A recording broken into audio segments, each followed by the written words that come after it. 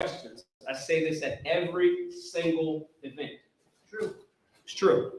There's no way for me to help you. What part of Manhattan are we in?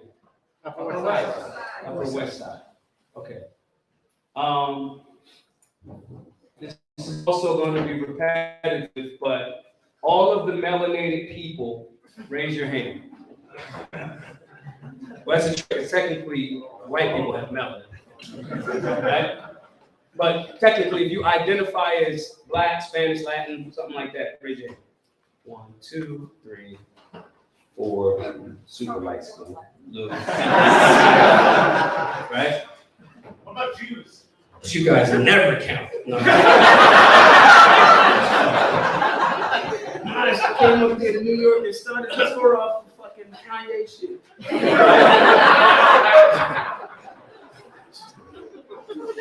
All right, so listen, guys and ladies. I cannot help you if I cannot serve you. The reason why I say these things to make light of it is because, again, I'm going to continue to say this. You guys and ladies that happen to be a little more or less melanated, as libertarians, are being packaged as MAGA. It is the worst thing for our movement. You are being packaged as MAGA to make it more difficult for you to engage in the communities that we need. That's just the reality of the situation. Mike does not give a fuck. Right? So because of that, I cannot help you with that outreach into that community based on actual how we've had success at Black Guns Matter. It's not like a theory. We made the entire demographic start to buy guns that was left out of the Second Amendment conversation. All right? On purpose. So what I'm saying is not a theory. These are things that I know that work.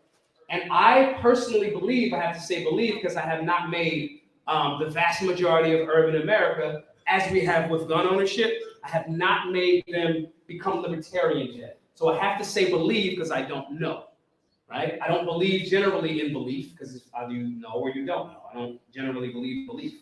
But the way for me to help you all and us do that is to answer your questions. You guys and ladies have struggled with outreach. It's not because you don't have the genuine desire to do so. Your talking points are horrible. Less as horrible as the GOP, way less, but still horrible. Horrible, just bad. And I'm not saying that to be rude. I'm saying that because we don't know what we don't know. Okay? So, in essence, you ask a question. Nobody ever wants to go first, right? You ask the question about outreach, and I'll give you the perspective. If I do not know the answer, if on the odd chance that I have not encountered what you're asking, I probably have, but if I don't, I'll say, I don't know. It's unheard of nowadays. No one ever says that. Everyone thinks they know, because Twitter, right? So this will just be me answering your questions and tying it into practical things that I have actually done to engage the urban demographic as it relates to the Second Amendment. And some of these things I'll also say, I don't know if that'll translate, but I think it may. Okay? Make sense? I saw you a couple of days ago. Yeah, New Jersey. You were in New Jersey. Okay. All right. I don't remember names, but I remember faces. So to the federal agents in here, I fucking know who the fuck you are. Okay? Who wants to go first? Somebody pointed at somebody else. Okay. Go ahead. You first, just him, and then Jersey federal agent. I'm thinking of Joe. You were at the National Convention, right? Yes. What are you talking about when the Mises Caucus took over the whole shit? Yeah. I seem to recall you were saying something about how the Black community would be open to our message. Mm-hmm. I can't remember exactly what you said, but and I remember thinking at the time that why would they, would they really be Why would you open to people- another bunch of outsiders coming in to save them? Haven't they had enough of that? It's not saving. So that's an excellent point. So in essence, let me paraphrase and see if I got it right. Why would a group that has historically been pandered to as like the white savior complex, why the fuck would they listen to you? Right? No bullshit, that's my nap alarm. Because we're not going to pander. I have a whole presentation in that was the Pennsylvania convention, right? And there's a picture that I have on the presentation with y'all remember when Pelosi and those guys was taking the knee with the fucking kente cloth? That is pandering. We are not here to pander. Remember, the example that I give on that a lot of times is, y'all remember when Trump was campaigning for the 2016 election, and I think he was in Detroit, and he was like, listen, you got no jobs, you go outside to get shot, meaning for the city of Detroit, and he said, to vote for me, what do you got to lose? Do you know how everybody took that? Everybody in that demographic, my community, was like, yeah, right? It's just truth. It's just truth. If you say to a community, if you say, yo, bro, I don't know what it's like. I'm not pretending like I know what neighborhood you're from or any of that type of shit. But what I do know is our fates are aligned because they're fucking your community like they're attempting to fuck mine. And it's the government. If you translate it that way, that community goes, yeah, and interpersonal engagement. Now, if you get some pushback, you have to have the information to back up what you said. But it's a 3-step program. I say this at every single event. The first step is not pandering, it's leading with empathy. The Black community, my hood, has been targeted and has been probably a part of the longest running PSYOP in American history. So if you recognize that, right, and you can translate that, and then go, I'm not a part of it. They dropped crack off in your community in the 70s and 80s, but they doing that in the white poor community now with fentanyl. So our fates are intertwined. You're establishing empathy. And you've identified the opposition is not what television said, which is you. The opposition is the state. Does that make sense? But when you lead in with, they're not going to listen to me. First of all, you've already separated yourself from them. Psychologically, you've already said, you are over there and I'm over here, as opposed to the concept, which is very difficult to manage. We, even because it's cheesy, and when they're trying to trick you, they say it, and you know that they don't mean it, meaning, other bodies, right? When you say, we're all in this together, they said that shit for 3 years during the COVID shit. We were not all in this shit together, right? But when you actually mean that and go, here's how our fates are intertwined. That's how we did it with the Second Amendment. Gun control is racist. It was dropped off in our community first. That's not like me saying it to sound cool. That's an actual fact. Slave codes, black codes, so forth and so on. Now, we were the initial targets of that in the center of the scope, pun intended. But now, you white dudes, like white males, first time, it's your time. You feel it. Damn, I'm just trying to be out here and like women as a straight dude. And now you're the problem. So you have opportunity to showcase, here's where the state, in conjunction with the media, has created something that they hit you first, and now it's us. But I'm not your enemy.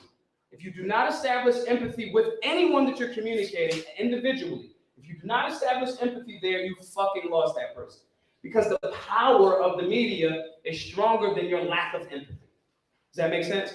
My nana used to say, respect the devil. You respect the devil because the devil is ancient. You are smart, but the devil has seen this 1,000 times already. So if you don't lead with empathy, the devil being the media in conjunction with the state, they already won. They've told you, white dude, don't care about me, you racist, and I don't need your savior complex. It is not a savior. You're not saving the other. You're saving America. And then everybody just happens to be in it. So if you lead with those approaches and communicate it that way, without trying to say, you don't fucking listen to Wu-Tang. Or maybe you do. Maybe that's a bias on my part. Right? Everybody here fucking loves Wu-Tang. Not him. But my point here is, it's not about who do y'all listen to? Who the fuck do y'all listen to? Taylor Swift. Wu-Tang. Sugar. Stop lying. All y'all motherfuckers listen to Taylor Swift. Stop. But my point here is, if I don't listen to Taylor Swift, I'm not pretending like I listen to Taylor Swift. If I want to wear a suit, I'll wear a suit. If I want to wear a hoodie and jeans and a hat, then I will. It's not about a pander. It's about the communication effectively, but leading it with empathy. Does that make sense?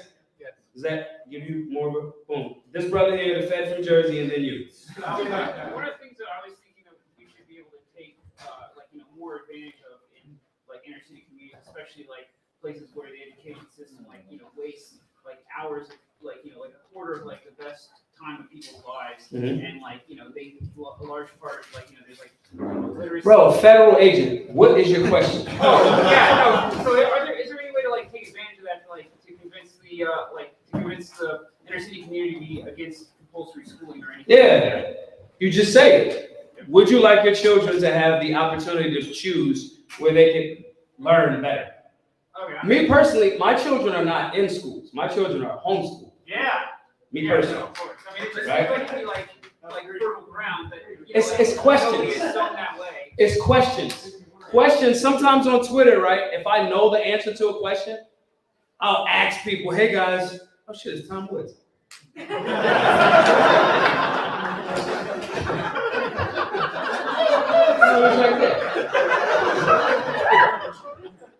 If I know the answer, I'll pose it as a question.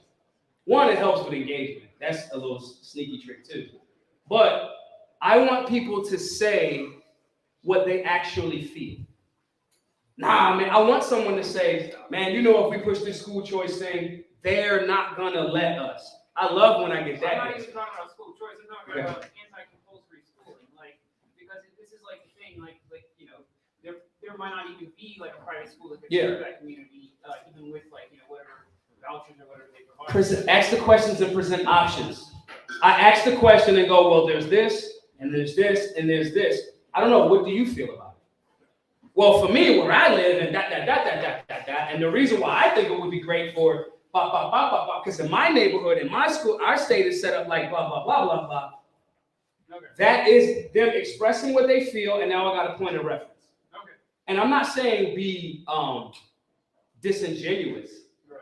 I'm saying understanding where they're coming from. Now, if they say like, no, public schools are fucking amazing, and we're doing this all the time. I'm not saying, yeah, libertarians believe that public school is amazing. I'm not saying say that. I'm saying asking the question to get the empathy, to get the understanding, and figure out how you can approach it. In chess, I need the pawns to go, and I'm not dissing people that don't know what we know, but in chess, I need that pawn to generally go first, so I can figure out what the move is. Or if they make it different, if it's not, they might open with a knight. Cool, they open with a knight. Maybe this is their formula, right? But remember bowling for Columbine, right? Remember when Marilyn Manson was on there, right? And what's the guy's name? The guy that's always angry, but he's rich. Michael Moore. And he asked Manson, he said, what would you say to the students? And he was like, I wouldn't say anything. I would ask them what they think. It's too much of the fucking this is what I think you should do. Somebody on the train today, I took the train here today, and this dude was telling me, because I happened to be in a quiet car and I didn't know it. I knew it, but somebody had my tickets, and I was calling, and the conductor was like projecting that as if I knew. And I'm like, bro, I know that it's a quiet car. I'm actually trying to hurry up and be quiet before we take off by getting the person that has my ticket to you. So before he asked the question about what I was doing and why I was doing it, he has already made a fucking assumption. And then I have to be a little bit more verbally stern with him and so forth and so on. Ask the question first. Well, what do you think? I don't know, man. In my neighborhood, we have school choice. We have rank, whatever, and get them to open up that way. Person over here, who was it? Boom. So you led off with the messaging sucks, and I totally agree with that. Yeah. Because we always try and go, it's libertarians and Republicans mostly lead with logic. And they've got this long-winded response, and you bore the shit out of people. Yeah. So the way liberals and Democrats could really get their message across is through emotion. Feelings. Evoking emotion, right? And we say stupid shit like, not me, I don't say the shit. But it's a catchphrase and people will say it. Facts don't care about your feelings. And maybe that's true, but how's that been working out for you? Right. People vote with their gut, with their wallet, right? It's how they feel. So how do we evoke that emotion, but genuinely, right? How do you get across to the Black community that they need to arm themselves? Was there an emotional component? Yeah, getting fucking shot is emotional. Shit hurt. So how do we get that? How do we get our point across? You tell the history. You tell the story. The world is moved by stories. There's like 2 world-class comedians in here. They tell stories. Everybody thinks that like they comedians in the room, they like want to be fucking comedians and tell jokes and shit. They actually know how to tell stories and package it and unravel it. So when I tell you the story of the racist practice of gun control and it's tied to an actual fact, now my feeling, I get you evoked with this thing was created to stop you from having the means to defend yourself. What? Yeah, man, let me tell you. Did you know, story time, the first federal gun grab was the massacre at Wounded Knee, where they murdered a bunch of indigenous people. That's the first federal gun grab. Now you're like, what the fuck? This is a crazy, wait, so what happened? How did it? Story time. And it's based in fact. The Democrats tell you a story and it's based on an absolute, there's no fucking truth to it. What did fucking Biden say? He was corn pop. Get the fuck out of here, right? Now, everybody in urban demographics, every Democrat knows like, come on, Joe, you fucking lying. However, what's the other side? Has there been much libertarian outreach in the hood? No. The Republicans is like, I'm not going over there. I think the Republicans say, I'm not going over there because fuck it. I think libertarians, because you guys are actually smart and actually like, I don't know if I'm going to be received well. So you don't go over there. Fuck being received well. Just be received. So that when you give that response to someone, they're like, okay, I'm interested. What do you say to the person? Step 2. You're a conspiracy theorist. No, they don't say that to me. Okay. Everybody in urban America, like, y'all motherfuckers think we be using the word conspiracy theory. For 1,000 years, Black people was like, yo, they fucking us up in the community. The police is beating the shit out of us. The police is beating the shit out of us. And then Rodney King with the camera happened, and then y'all was like, I can't believe this shit. And we was like, what the fuck are you talking? It's Tuesday. Right? So there is no, they are the conspiracy. That conversation, there may be some legitimate pushback. Like, so you really think, and then that's where we come to step 2. Once I got you with empathy, right? I can get you with facts. That's easy. If I put the cart before the horse and hit you with facts first, before empathy, I lose you every single time.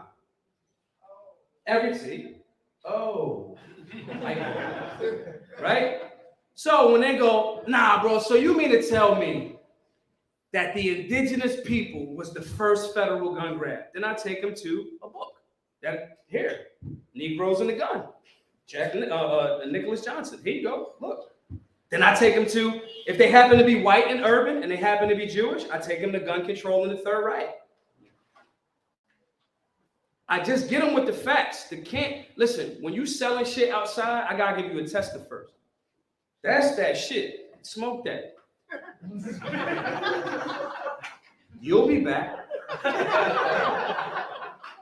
The empathy of the tester is, I appreciate this thing that you appreciate.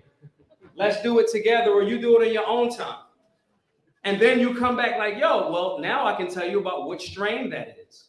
Is it an indica? You're going to have a head high. You're going to have a body high. Oh, you have a dietary issue. You need to eat more. Then we can get to the facts. If you do, that's the second step to your question, right? So that makes it a part of that process. Everything is a process. Not the QAnon shit, like not trust the process. That 4D chess shit is game from the gate, and everybody knows what to do. Who's next? Sixers. No, not the Sixers. They told me to trust Ben Simmons and shit. And y'all dealing with him now in Brooklyn, and he's a fucking trash. Thomas Sowell talks about cracker culture. Jesus Christ, don't use Thomas Sowell. Intellectually, yeah.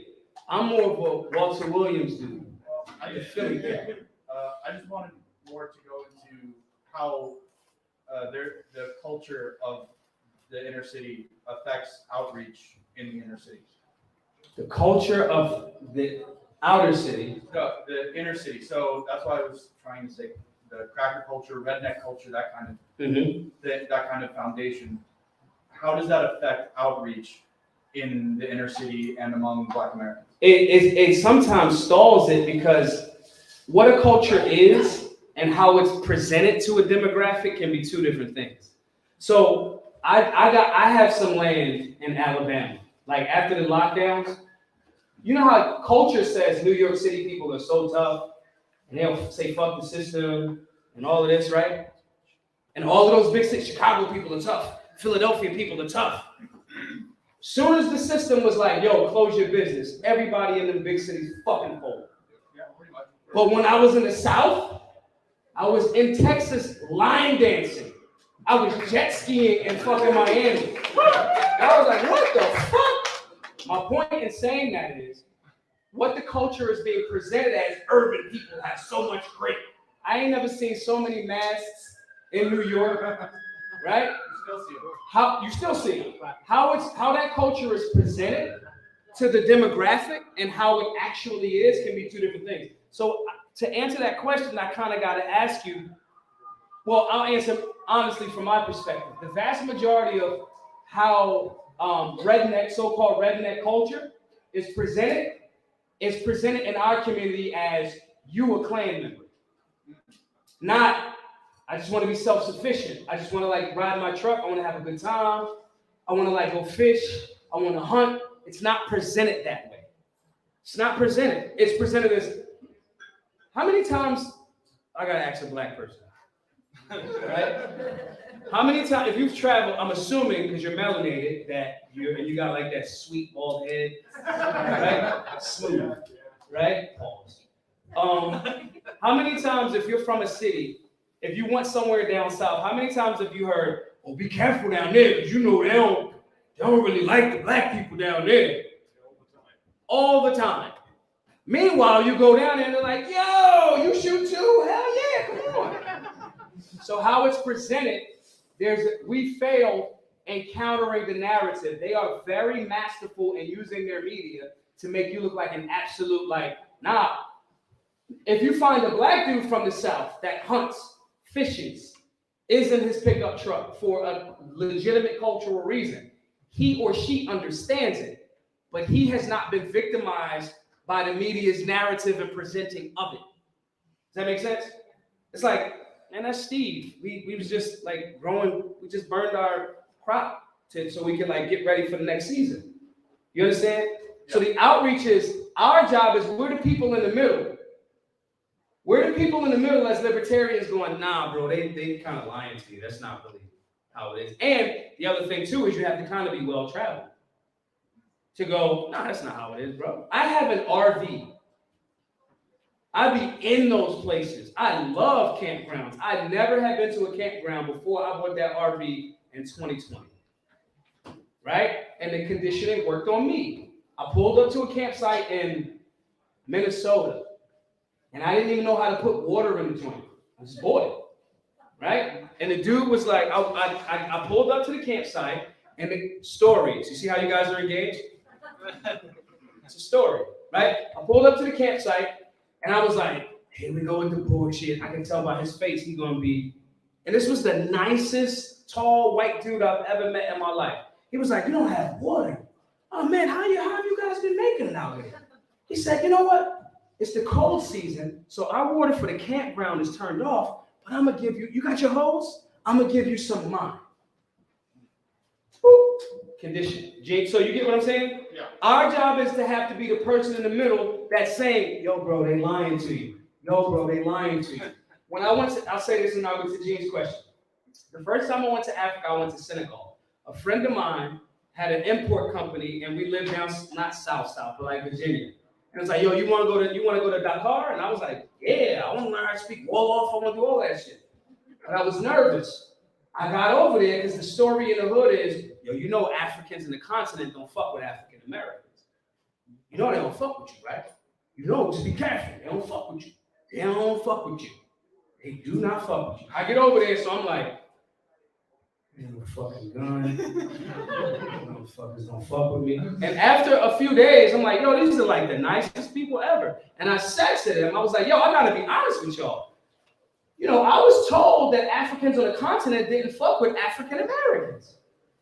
And they laughed, and I was like, yo, what's funny? And they were like, yo, we thought y'all didn't fuck with us either. Somebody's in the middle lying to both sides. You have to be the individuals and collective that is going, nah, they lying about that, bro. Let me show you. Reverse engineering, Gene. Well, first, Maj, I still do regard you as the most formidable debater I know on the issue of guns. Yeah. I'm still trying to find a worthy opponent for There are no. So Come on.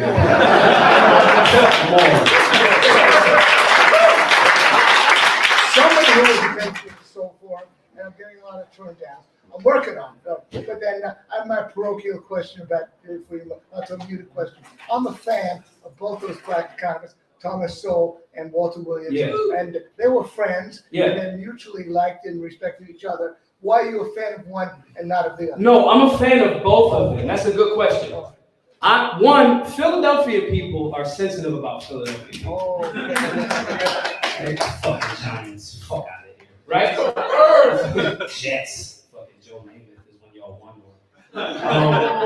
Yeah, shots fired, right? Jets, I've been waiting to get at you. Yeah, Jets.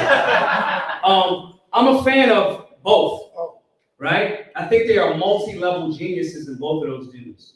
I do not think that, I'm gonna preface this with respect because of the question that's being asked. I generally, it's difficult when you're critiquing a genius because it's like, Maj, you're not a fucking genius, so why would you even be critiquing that? So I want to be very respectful of that, right?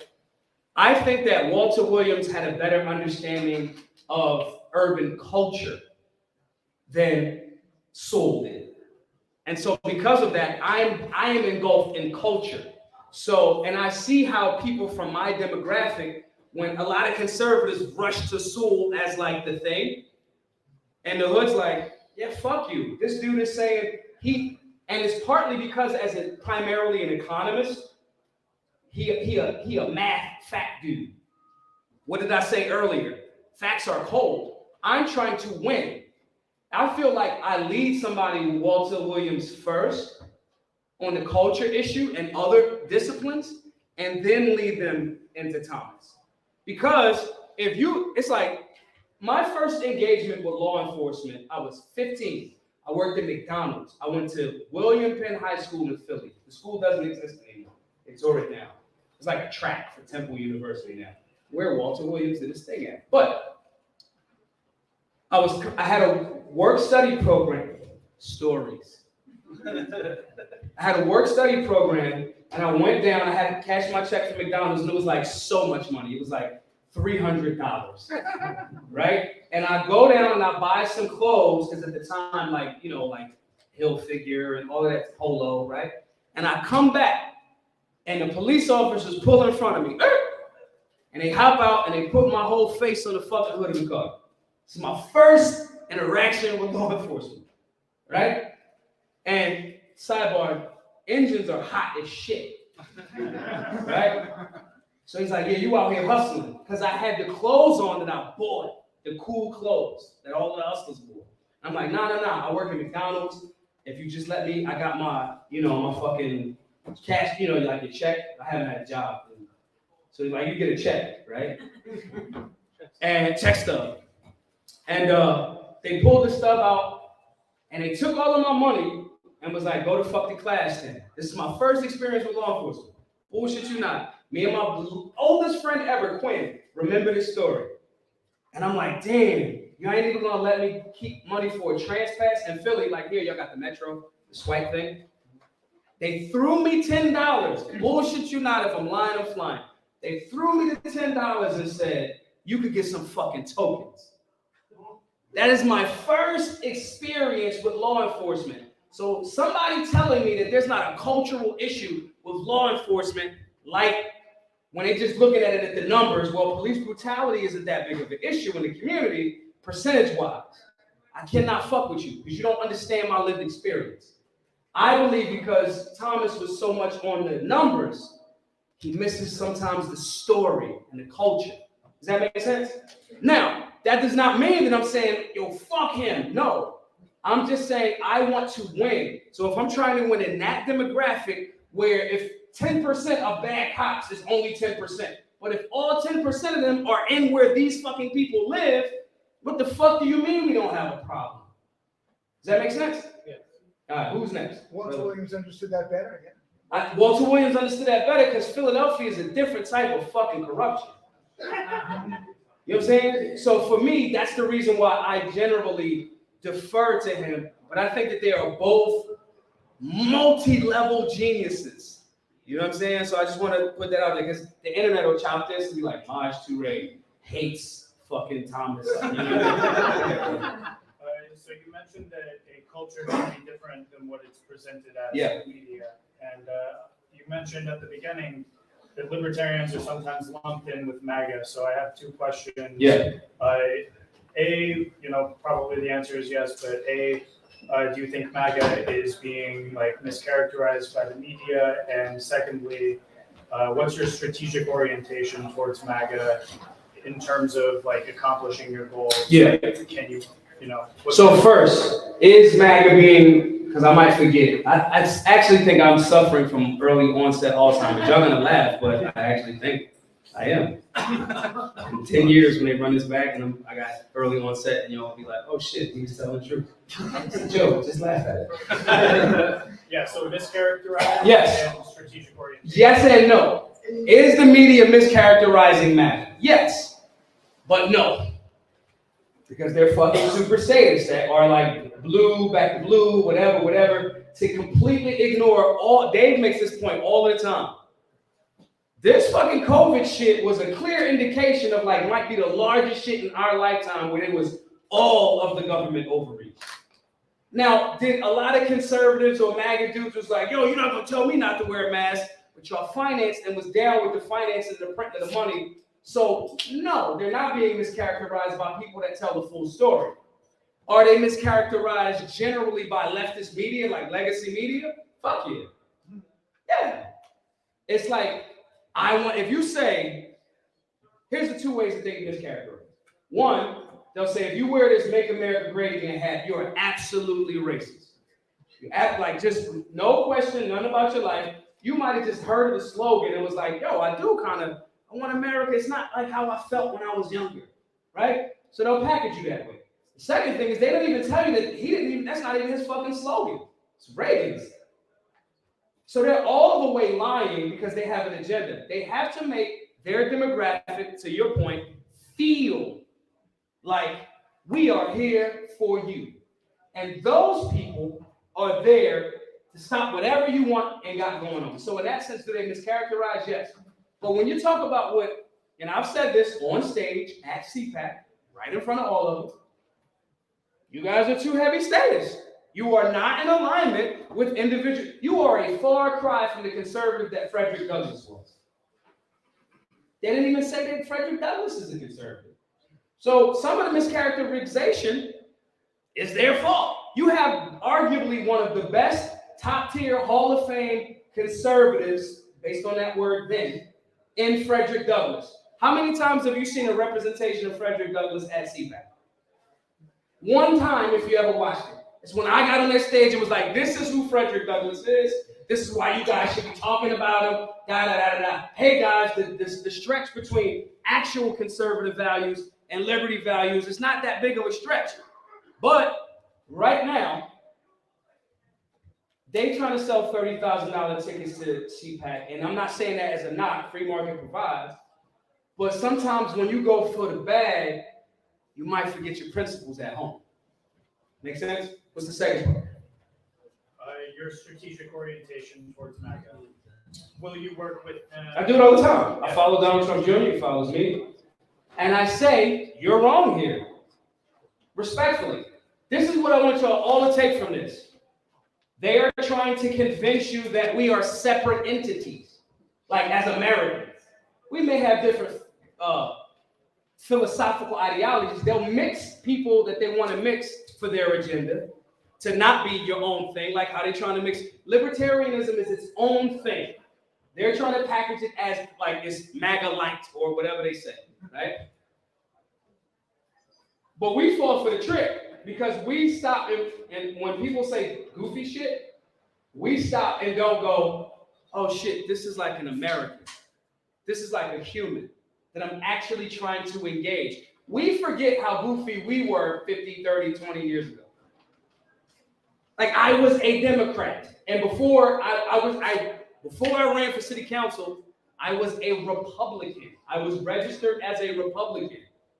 So empathy and humility should lead in us and go, oh, we don't agree right now. This person's never read, don't know who Mises is. So if we lead in with that, we don't fall for that trap. So my engagement there is to go, oh, look at this neophyte. That's great. He or she's on his or her way. Without creating antagonistic arguments. Twitter is the devil.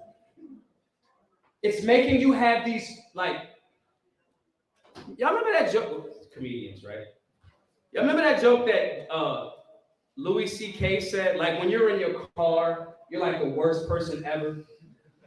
If somebody, like, veers into your lane, you're like, you worthless piece of shit, right? If you were in an elevator, this is still his joke. If you were in an elevator and the elevator shook and a person kind of went like that, you would not get right next to them and go, you fucking worthless piece of shit. You wouldn't do it.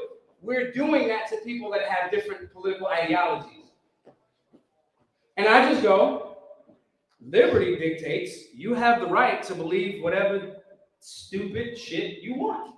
Because at a certain point, I believe that stupid shit. I believed it because the media propaganda is effective. It's effective. So my engagement with them, if they have a great idea, one of my favorite politicians is Thomas Massey. Text him, call him, yo, bro, he was in your face, you yelled back, you held your ground, right? He's a Republican, technically. Why would I argue he's a genius? Why would I create an adversary with a genius? Doesn't make sense. So that's my strategy for that. Next question. Yes. And then you right there, bro. One of the things I'm struggling with, maybe you can help me out, is I absolutely can help you. I'm the voice you can trust. I'll go with that. One of the things I value more than anything is time with family. Yeah. My parents, my brothers, my sisters. Do you have any recommendations on, I don't want to ruin a family dinner. Yeah. But engaging with my status sister or my Democrat stepdad, or you have a different approach at all when you're engaging and you don't want to ruin this family time? What is it? First, don't drink. That shit. All right, cool. You're in recovery. That's gonna save your ass, right? I don't drink when I'm engaged. When I know it's like carrying a gun, right? If there's there might be trouble in there. I'm not fucking going in there, right? That's one. So I don't drink because it might be political conversations that I may not. It's called wine and spirits. It's the energy. I don't know what fucking spirit is gonna come through the portal. Right? Y'all laughing. It's true. You know what I'm saying? So one, that's that. Two, I just try to understand them. And then I genuinely, guys, you gotta do, not sarcastically. I genuinely, when they have a, because you're not gonna bring it up. You're generally gonna go, not saying shit. I'm gonna enjoy the turkey and I'm out. You are like the vegan. Vegans don't be like, I'm a vegan generally. People that are not vegans are like, oh, so you're fucking rabbit food, right? How many minutes I got? 5, okay. Right? So they're gonna come to you. And I just ask them how they view it. And then I ask them further questions. If someone says, I get it with anti-gun. So you just believe, Maj, that everybody should have a gun. And I go, who told you I believe that? Well, I mean, the thing is called Black Guns Matter, and I don't know, bro. I don't think that people that like rape children in jail should have a gun. So I don't know what made you think that I would think that someone that's in jail for raping children should have a gun. I just reverse it and make them explain their position. Do you know how many times Senator Kennedy on like when he's asking somebody, they do that like fake trial, and they're like asking questions, like, oh, he got it, he's not going to jail, so it doesn't fucking matter. How many times Fauci sits up there and Rand is like, you're stupid. We all know that, right? But in those spaces, Kennedy will just be like, do you know the definition of an assault rifle? Do you know? Just asking them questions. And when they start unraveling that shit and they start getting frustrated because they hear how goofy they sound, then I come back with empathy. I go, listen, bro, I kind of disagree, but we family and I love you. And if I change my view later, and if you change your view later, we still gonna be family. So I don't want to fight. I don't want no smoke. Genuine love and appreciation. But you're the adult in the room because you have more information. So you have to use a certain level of tactic of this person is getting upset because the media is effective. They have not taken the time to do the study. The fact that me, as the high school dropout, when Gene says Walter Williams, Thomas, I'm not even supposed to fucking know who these people are. And if I know who they are, I also know that this family member does not know the stats that 60% of gun-related deaths are suicides. They don't know. Empathy is a form of masculinity. You the leader. Oh, look at my goofy child. It's like a puppy. Oh, look at my puppy. That's a third rail, but my puppy's gonna like put his tongue on it. Let me just pick him up and move him. That's the only way until they evolve into their own thing, like a more knowledgeable understanding on their own time. Libertarians have a problem with letting people get to spaces in your own time, and then you start to look exactly like extreme leftists. Fucking, God damn it, it's Tom Woods or nothing. And then you look crazy. And then legacy media goes click. Look at the libertarian. Make sense?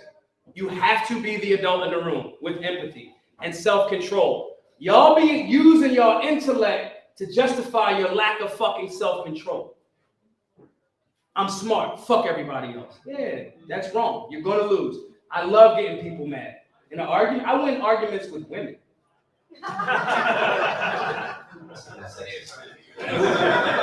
Who was the last question? This brother right here. So, being at a convention, you in your presentation talked about one of the things to communicate better with people in the urban community is to not like perpetuate stereotypes or like, false narratives. Like one of the ones I remember you said was like the narrative of single parenthood or fathers in the Black community. So could you touch on that? Maybe some other like false premises or stereotypes that we should be aware of, not perpetuate that would hurt our. The fact that we say individualism, but then we go collective when we scapegoat the whole community. We start to go, we can't get into the urban community because they just won't be open to the message. So we sow individual rights, but then we justify our inabilities by going, well, it's a collective issue and they just can't. Then have the audacity to get mad when other people do it to us. When they go, oh, all of those libertarians are just horrible people. They believe in this and that. And we go, yo, bro, you don't even know me. We are contradictory. You know what the real pandemic is? Intellectual inconsistency. It's a scary thing because it's easy to cherry pick. It's easy. Oh, fuck it. Jordan's the best because I bought Jordans. And I got some cool LeBrons on, but fuck it, LeBron might actually be the best. It's a disease. So that thought process that this demographic will not respond to an actual liberty message, right? And saying that as almost like a tap out because you failed is the biggest thing that I see that's going to be one of the biggest things that I see as a struggle in our community. That's the reason why I'm coming to all the conventions like, hey, how many people in here know what a picnic actually means? He giggled, the black dude giggled. How many people in here know what a picnic actually means? Melanated, right? Kinda, because you saw me say this before. A picnic's like a wonderful barbecue, right? If you agree that it's a wonderful barbecue, don't fall. Just if you believe it, if you really believe it, it's a wonderful barbecue. We're gonna have a picnic, right? It's called pick a nigga. It's called pick a nigga. When they would pick a nigga and hang him and have barbecue after the fact. Black person, what do we say instead of picnic? I'm not black enough. Now, barbecue. It's not black. We voted for white. I did not. Cookout. Barbecue. That's a cultural idiom. Google it, or DuckDuckGo fucking is Google too. But my point here is, you don't know what you don't know, right? So you say that word, and there's a cultural idiom because we have not immersed ourselves and asked that question. When I go to different countries, I'm quiet. I'm like, yo, what's that? What do you mean? What's that? My inability to engage that community can only be based in my lack of ability to learn the culture. And I'm not going to just be like, listen, we can't on one hand say the urban community is libertarian and they just don't know it. The conservative community says the same thing. Oh, the urban community is conservative, they just don't know it. Okay, well, you failed in fucking telling them. Or showing them. Because if they're already that, there's no person in urban America that you say, hey, do you want less police? You want to be able to smoke without being bothered? And do you want to take more of your money home? There is no person in urban America that's going to be like, nah, that smoking weed is bad. And we need more police. And we just doing our part and paying more in tax. They're never going to get that answer. You fail to be there. So that's the biggest position that I see as it relates to outreach. And I believe, again, us as libertarians, notice I didn't say you guys, us as libertarians have failed in that regard for good reasons. You do not want to feel like you're being rude, overstepping a boundary, or being disrespectful. And I'm telling you, your hesitancy does two things. One, make the fucking other side, meaning Democrats, sorry, they're winning because you're not there.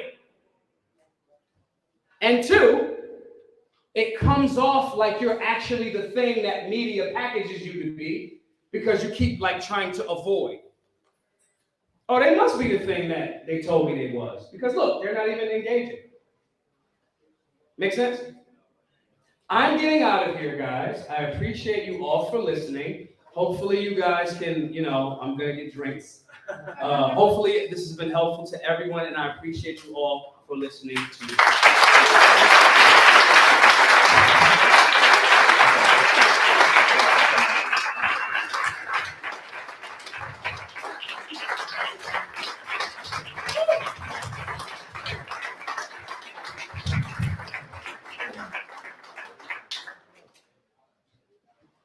Was that mood lighting intentional? It was not. Maj, thank you. Thank you so much, always. So we're gonna transition real quick here, and I'm gonna bring up Tom Woods. So I will just say first, as a recruiter for the Mises Caucus for a number of years now in Delaware, there's a couple of names that people throw around when we first meet them, and they say, "Oh, well, this is how I was introduced to Austrian economics. This is how I heard of the Mises Caucus." But for a person who gives a name to us, just about 50% of those people say, "Started listening to Tom Woods." It means so much to our community, so much to our culture to have your valuable work. So Tom, I'm sure you already know, I'll run down the quick list, but the host of the Tom Woods Show, the creator of the Liberty Classroom and the School of Life, contributor to Ron Paul curriculum, right, which is a wonderful thing for busy families, but you do one other thing for busy moms. You might not even know about it. What's that? You give us a half-hour-long podcast to listen to, and sometimes it's the only thing I have time for. So I appreciate it. Tom, please come out. We're so glad that you're here.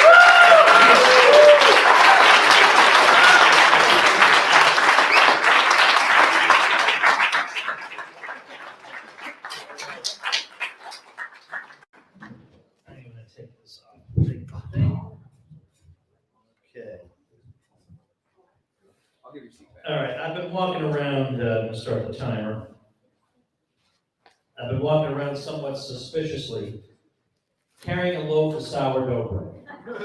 And everybody's been asking me, what's the story about the bread? And I have refused to tell them. But the time has come.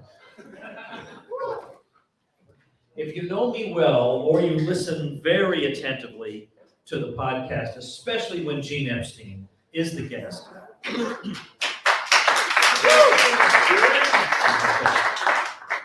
you'll know that there's a, one thing I share in common with Gene is a love for New York theater.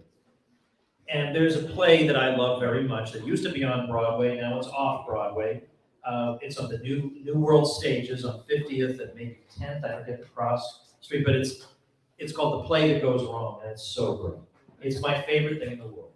And when Penn and Teller saw this play, they thought it was so hysterical that they said, we have to work with these people. So they developed a play called Magic Goes Wrong. And you know how you see magicians doing dangerous things? You think, that looks pretty dangerous. But you know nothing's actually going to happen to them. It all happens. Magic Goes Wrong. It's gruesome and awful and wonderful at the same time. But anyway, The Play That Goes Wrong is my favorite play. Well, Mike Meharry here at the 10th Amendment Center is joining me tonight. I proselytize for this play like it's a religion. So I've taken Alex Merced to this play. I've had a whole bunch of people trying to take Dave Smith, and he made some excuse. I tried. Sold his ticket to somebody else. But I'm taking Mike Meharry tonight. Even though I'm taking Mike Meharry tonight, where do you think I was last night? Seeing this play. I love it. It brings me so much happiness. Now we get to this loaf of bread. The purpose of this loaf of bread is not to say, no one person knows how to make a loaf of bread, because only some people know how to, and then some people have to make the farm implements to get the grain, and it's not. This is a deeply unintellectual story about this bread. There is one actor in the play who, during the lockdown period, became interested in and very skilled at sourdough baking. And every week, he bakes a loaf of this bread that he auctions off at the end of the production for charity. I won the auction last night.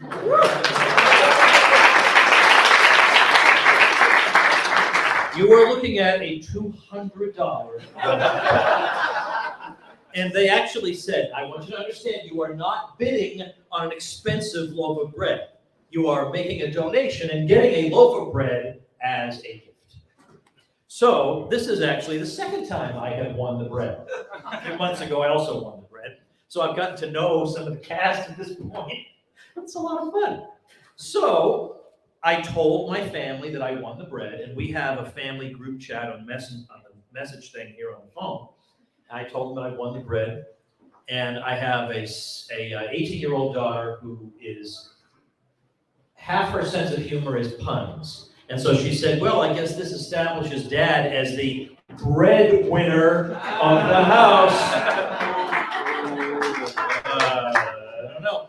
So then another daughter, the bread puns just kept going and going. So another daughter said, I can't believe I had to slog through all those bread puns. And the first daughter said, well, you didn't really need to. Oh. So this is a freshly baked loaf of sourdough bread that I donated $200 for. Now, I can't re-auction it because, see, this bread has sentimental value for me because it comes from that play. But it has no value to you at all. So my wife was saying, well, maybe if you took a big bite out of it, that would be like a value add or something. Well, I have not done that. The bread is untouched, still in the bed. So I'm going to give this loaf of bread to some schmuck here in the room. But you have to satisfy two requirements. One, you actually want the loaf of bread. And two, you are willing to come up here and make a 30-second case for why you deserve it. Is there anybody in the room who meets those requirements? Anybody? Okay, one person. Anybody else? We're just going to hand it to this guy? We're just going to hand it? Two people. Anybody else? Three? Okay, I'm cutting it off in three. All right, my three people, come on up here, one after the other. And the people will decide who gets the bread. All right, I called on you first. Okay, So come on over here, use the mic, use the mic. You have 30 seconds. It's the honor system, I'm not timing you. All right. How you guys doing? I really like sourdough bread. I'm a big fan of it. And one of the beauties of sourdough is actually that it's got a really nice tangy flavor if you pay attention to it.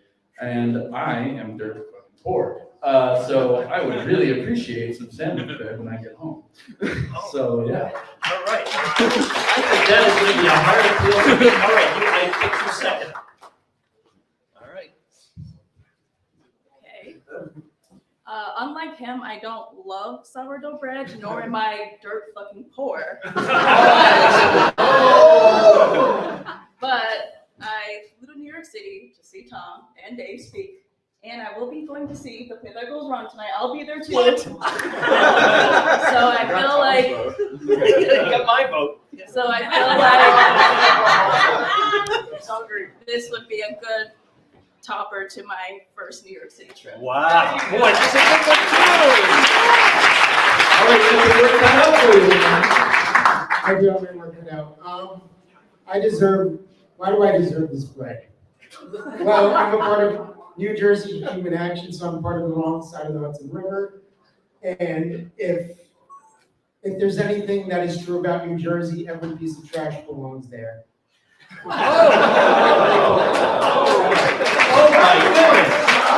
my goodness, okay. All right, so we're gonna do by cheers. So contestant number one, stand up. How many people say contestant number one should get the bread? Contestant number two, stand up. How many say contestant number two? Contestant number three, how many say contestant number three? I believe contestant number two is the winner.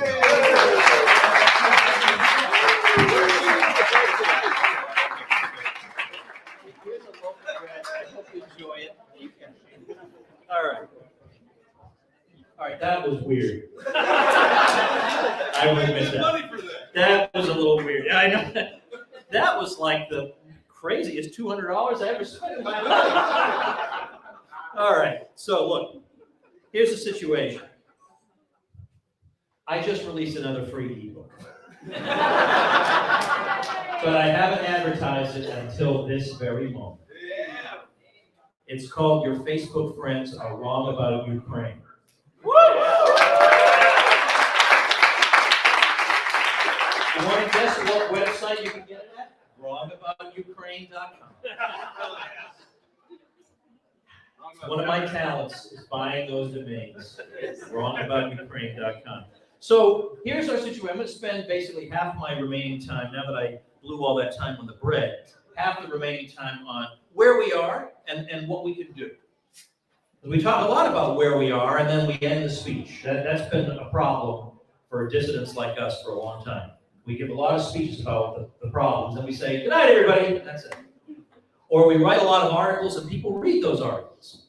And they say, yeah, I'm completely on board with you. What do you want me to do? And we say, read more articles? I don't really know what to tell you to do. But we actually have some things that we can do, and some of them are Michael Heiss's ideas, and they're really, really good ideas. And whatever it is he's consuming while coming up with these ideas, I highly recommend it to the rest. It generates good results, whatever the hell it is. So in the blink of an eye, crazy and sinister people have taken over every major institution in the Western world. That's where we are right now. That's a summary in one sentence of where we are today. Well, that's where we are figuratively. Let me tell you where we are geographically. If you go out this door and you turn left and you walk down to 88th Street, you are going to see Murray Rothbard's apartment. Yes. 215 West 88th Street. It's right there. So as soon as we're finished, you can go on your little pilgrimage down there and get your selfie, which I already did with Keith Knight. I walked him down there and I said, we're taking a walk and I'm not telling you where we're going. And it was to take a picture in front of Murray Rothbard's apartment. Some people would say that's a little cultish. All right, let me continue my talk. So you may have heard that Joe Biden is planning to sign the bill ending the COVID emergency a little earlier than he planned to, but he's going to sign that bill, apparently. And so that gives us a kind of an opportune moment just to look back on some of the greatest hits of the past few years. Like, could you imagine that we're 3 years later? And yeah, I know most people have moved beyond the masks, but I don't understand what's going on. Like, what do you think? Like, you're never going to take it off now, then. Is that what you're telling me? You're never, ever going to take it off? And so at this point, I don't know if you're like me, but somebody goes by me with a mask, I mutter under my breath. I can't stop myself. I say, I guess you didn't read the Cochrane study. I mean, I don't know, it's been out for a while. The chief author has made perfectly clear these don't do a thing. If they did, the world would look a lot different, but they don't, so it looks like this. That doesn't work, but it makes me, I tense up, because I feel like at this point, wearing the mask is like telling the world I was totally on board with every socially destructive thing there. And I can't do that, so it drives me crazy when I see it.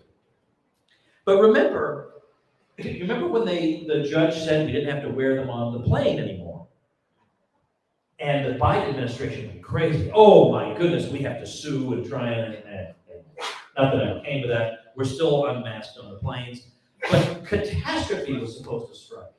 And nothing happened. Nothing happened. So I don't believe that they were actually worried that something bad was going to happen. I think they were worried that nothing was going to happen. And then we would say, wait, why the hell are we doing this bullshit then? Did nothing happen when we get rid of it? Some of my favorite things, though, were the comments. The comments from the experts. The experts, a word you can never really utter again without snickering. The experts. They asked Dr. Fauci, look, Texas is pretty wide open, and nothing seems to be going wrong there. How do you account for that? I am not kidding you. His answer was, maybe they're doing a lot of things outdoors now. And that's the expert. That's all he could think of. Not maybe I don't fully understand what's going on here. Maybe I don't fully get it. No, never. I'm Anthony Fauci. I get it. Even if it's a stupid BS answer, I'll give you an answer. And then remember, thank God we don't have to talk about this guy anymore. Maybe some of you don't even remember this guy. Andy Slavitt, one of the worst propagandists out there. And for once in his life, this guy got asked a tough question. One time in his whole life. And it's the question he should obviously have been prepared for. And yet he's so confident he's never going to be asked a hostile question, he hasn't even prepared for the most obvious one. And he was asked it on MSNBC. And the question was, and I don't remember exactly, this could have been early 2021, I don't remember exactly when he was asked it, but the outcomes in California and Florida are pretty close. I mean, the trivial difference between them. But they had radically different policies. How do you account for this? I mean, Florida should be 10 times worse, and it's not. So why do you think that is? And he said, well, there are certain things about this virus that are a little bit beyond our ability to understand. However, here's what we know works. Social distancing, masks, whatever, all the other stuff. But the question just kind of implied, but that obviously doesn't do anything. And he's just going to continue on with it. And so there's that moment where you think to yourself, well, I'm sure these people know something. I mean, they may be blockheads, but they must know something. Maybe they do have an answer to these questions. And then they get asked them, and you realize, no, I was right the first time. They don't know. They don't know. They don't know. So that's what we've gone through. Now, we all know what the collateral effects of this were. You can just imagine it when you do this to a society, and certainly also for the developing world, how catastrophically stupid these policies were. And stupid is the kindest word you can come up with. So I've written a lot about that. We've all written a lot about that, or read a lot about it, or listened to podcast episodes about it, so we don't need to review that. But maybe in our own individual lives, we also experienced the loss of friendships, divisions in our own homes, divisions with our family members over this. And yet, after all this damage, the European country with the lowest all-cause mortality during these past 3 years was Sweden. The country they screamed at month after month after month in 2020. All the alleged experts were screaming at. and they actually have the best record of all. Now, all-cause mortality is the best number to use because a lot of countries are defining COVID deaths differently, but death is death. Everybody knows when somebody's dead. Death is death. And you can compare that easily. And Sweden is not doing the best. How's that possible? Maybe these people don't know what they're talking about. Maybe the experts don't know what they're talking about. But it turns out that this problem of the experts goes way beyond COVID. But I want to stay on COVID just one more minute, because the California-Florida comparison is really apt. Now, California has a much younger population. Florida, we all know, like, where do you move when you retire? You all move to Florida. Has a much older, more vulnerable population. When you correct for that, which you need to for the numbers to make any sense, the differences between California and Florida are trivial. When you also realize that per capita COVID deaths are being calculated on the basis of figures from the 2020 census, and California's been hemorrhaging people and Florida's been gaining them, the figure narrows even more. And then when you look at all-cause mortality between California and Florida, California was worse. After all that, after what they put all those people through, they did worse.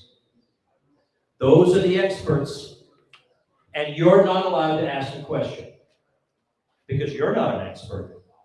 What do you know? You're not an expert. You can't give us brilliant answers like these. You have no right to an opinion. But the same holds true for monetary policy. How dare you trespass on Jerome Powell's territory? You ungrateful boob, right? Well, you have no knowledge of this. He's the expert. There's no manual they're using to navigate through 2008, through COVID. They're making it up as they go along. There's no textbook anywhere that says do any of these things. They're making it up as they go along. And these are the alleged experts we're not allowed to question because we're just stupid rubes. That's the way they like it. That is the way they like it. So,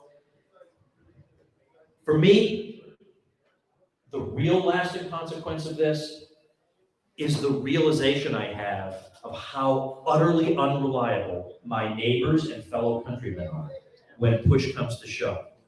Now, yeah, it's mostly over, and only the extreme dead enders are still wearing masks, and the restrictions are by and large lifted, although you still can't get into the US without the stupid shot that is irrelevant to anything.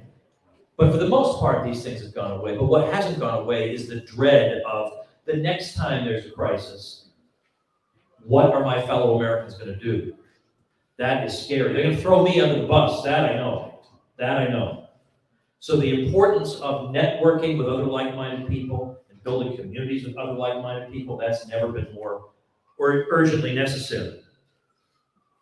The other thing that amazes me, that manifested itself during COVID, but is present in a lot of different ways, is how much weirdly misplaced confidence Americans seem to have in the establishment.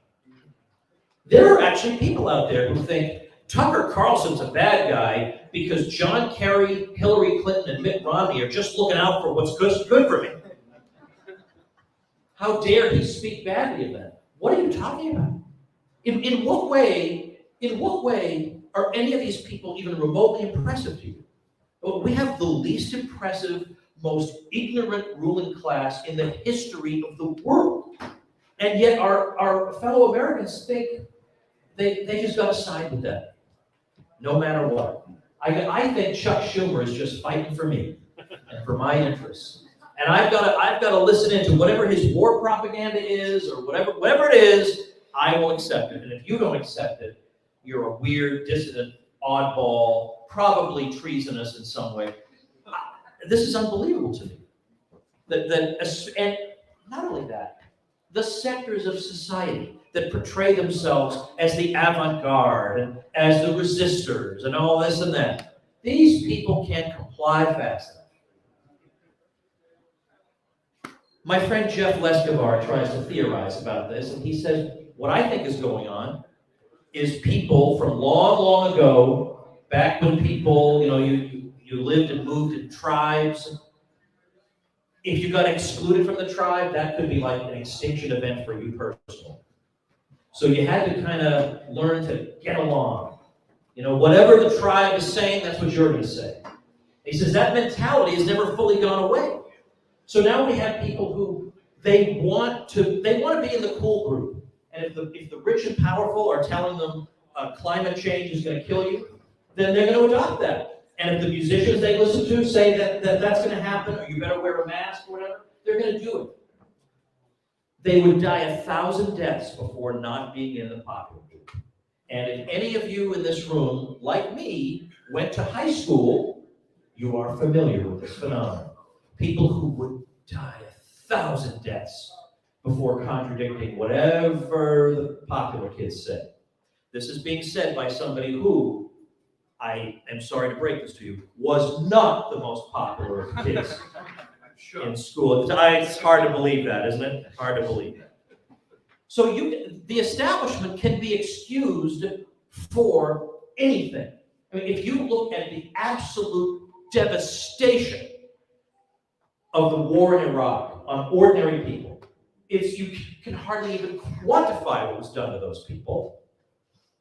I mean, if you or I did that to random individuals in America, we would be viewed as crazy people who should be locked up, and rightly so. But if they're people in a foreign country, isn't it funny? These alleged progressives really just don't care. You know, like, oops, hey, everybody makes mistakes. You know, sorry, hundreds of thousands of deaths, maybe 1 million deaths, 2 to 4 million people displaced internally and externally as refugees. Nobody's perfect. But if you tell a joke that's a little wrong, you deserve never to be heard from again. That's just not normal. That's not normal. And somehow you have to almost hand it to these people. They've trained Americans to think, yep, it's okay. We had a public policy disagreement about Iraq. Some people wanted to incinerate people for no reason. I just didn't. That's okay. We resolved this democratically. That's not normal. That's where we live now. 2008 crisis comes along. Big banking crisis. This is not the government's fault at all. The government has nothing to do with it. They're the ones who are going to protect us from this. That's the way they think. And maybe it was that there weren't enough regulations. If only we could crack some more skulls, then we wouldn't have outcomes like this. So just now with the Silicon Valley Bank thing, if there had been a little bit more regulation, okay, we already have 115, literally 115 state and federal agencies regulating the financial sector. This thing is regulated like you would not believe. The regulators themselves don't see any systemic problems before these things happen. And Silicon Valley Bank didn't have to undergo a stress test. That goes to show it's not regulated enough. But you know what? The stupid stress test, it would have passed with flying colors because it had all its money and all the technically safe investments it was supposed to put it in. So it would have passed their stupid test anyway. So this whole thing's irrelevant. But it always distracts attention from asking the fundamental questions, like not is there some dumb regulation who could have fixed this particular problem. They're always coming up with some after-the-fact regulation that could have fixed that problem. Like take your shoes off at the airport and we'll stop the shoe bomber who's never going to try that again. It's always that. It's never, maybe there's something wrong with this whole weirdo system. No, the system's fine, people. The system's fine. We just need to do a little tinkering. I don't get that. And this is coming also from progressives, right? They're supposed to question authority. They're supposed to not believe in concentrated power, especially financial power. But when it comes to the banks, when a bunch of bankers meet under assumed names in secret to draft legislation to create an institution to control the money, that's probably just for you and me, the ordinary person. They're probably just looking out for you and me. And you're a conspiracy theorist if you think otherwise. Well, yeah, you know what? When a bunch of bankers, under assumed names, meet somewhere and draft legislation, my assumption is it's for their benefit. But yet, no, you can't say that. Hillary Clinton told us this is the best system we could possibly have. All right, so what do we do then? What do we do? It's very easy to be demoralized by this. And I run into a lot of very black-pilled people who are extremely demoralized. And I understand why they feel that way. I just can't hang around with them because it sucks the life out of them. Everything I suggest that we try, no, none of it could ever work. None of it could ever work because the bad guys are just too powerful. what's been interesting about American social life over the past 5 to 10 years is how a minority opinion on a variety of issues, an opinion held by almost nobody, suddenly becomes required by everyone. So it's not impossible to be a minority and have success. But we become convinced because, my gosh, it's like they're grinding our noses into the dirt all the time. And that is demoralizing. I mean, sometimes you almost want to give in. Like it's too much to keep resisting every single institution. It's too much. Sometimes you feel like, when I was growing up, one of my favorite movies was War Games with Matthew Broderick. And the next day, it looks like the world is going to end because he has inadvertently, it looks like, started a nuclear war through innocently hacking into what he thought was a video game company. And it was not. It was not. And he's sitting there thinking about this, contemplating this, and he says, I wish I didn't know about any of this. I wish I could be just like everybody else, and then tomorrow would all be over. And there are times when the truth is such a burden that we can be tempted to think, you know, I wish I could just be like my blissfully ignorant friends who are just having fun, enjoying themselves. They don't have to think or worry about anything because they don't know. But unfortunately, we don't have that luxury. We have to be the people who can know and bear the truth and act upon it. So what are some things we can do? Well, for one thing, given that I've got Mike Meharry sitting right next to me here, Mike is not going to get a loaf of bread tonight because they only auction it off once a week. But what he is going to get, I mean, look, there are bakeries everywhere. If you want a loaf of bread, buy it. But the 10th Amendment Center that Mike works for is very happy to work with us because they do a lot of local stuff, state level stuff primarily. Saying the states should refuse to cooperate in the enforcement of an unconstitutional law. There are a lot of ways of doing that, short of direct confrontation, which you can also take that tack. But there can also be simply, we refuse to assist you in anything. So if you're going to violate the Fourth Amendment, or if you are going after runaway slaves in an unconstitutional way, we could refuse to allow you to use the local jails. We could, you know, so in other words, there are different things we could do.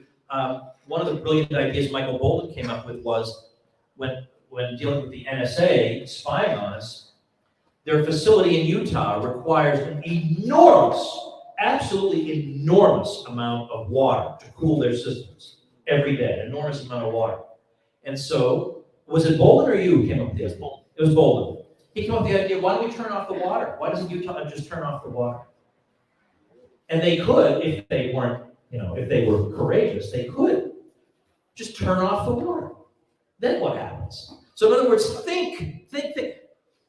Yes, there can be value in writing policy papers, but trying something like that is way better because they want us to write little policy papers that people will just throw in the garbage.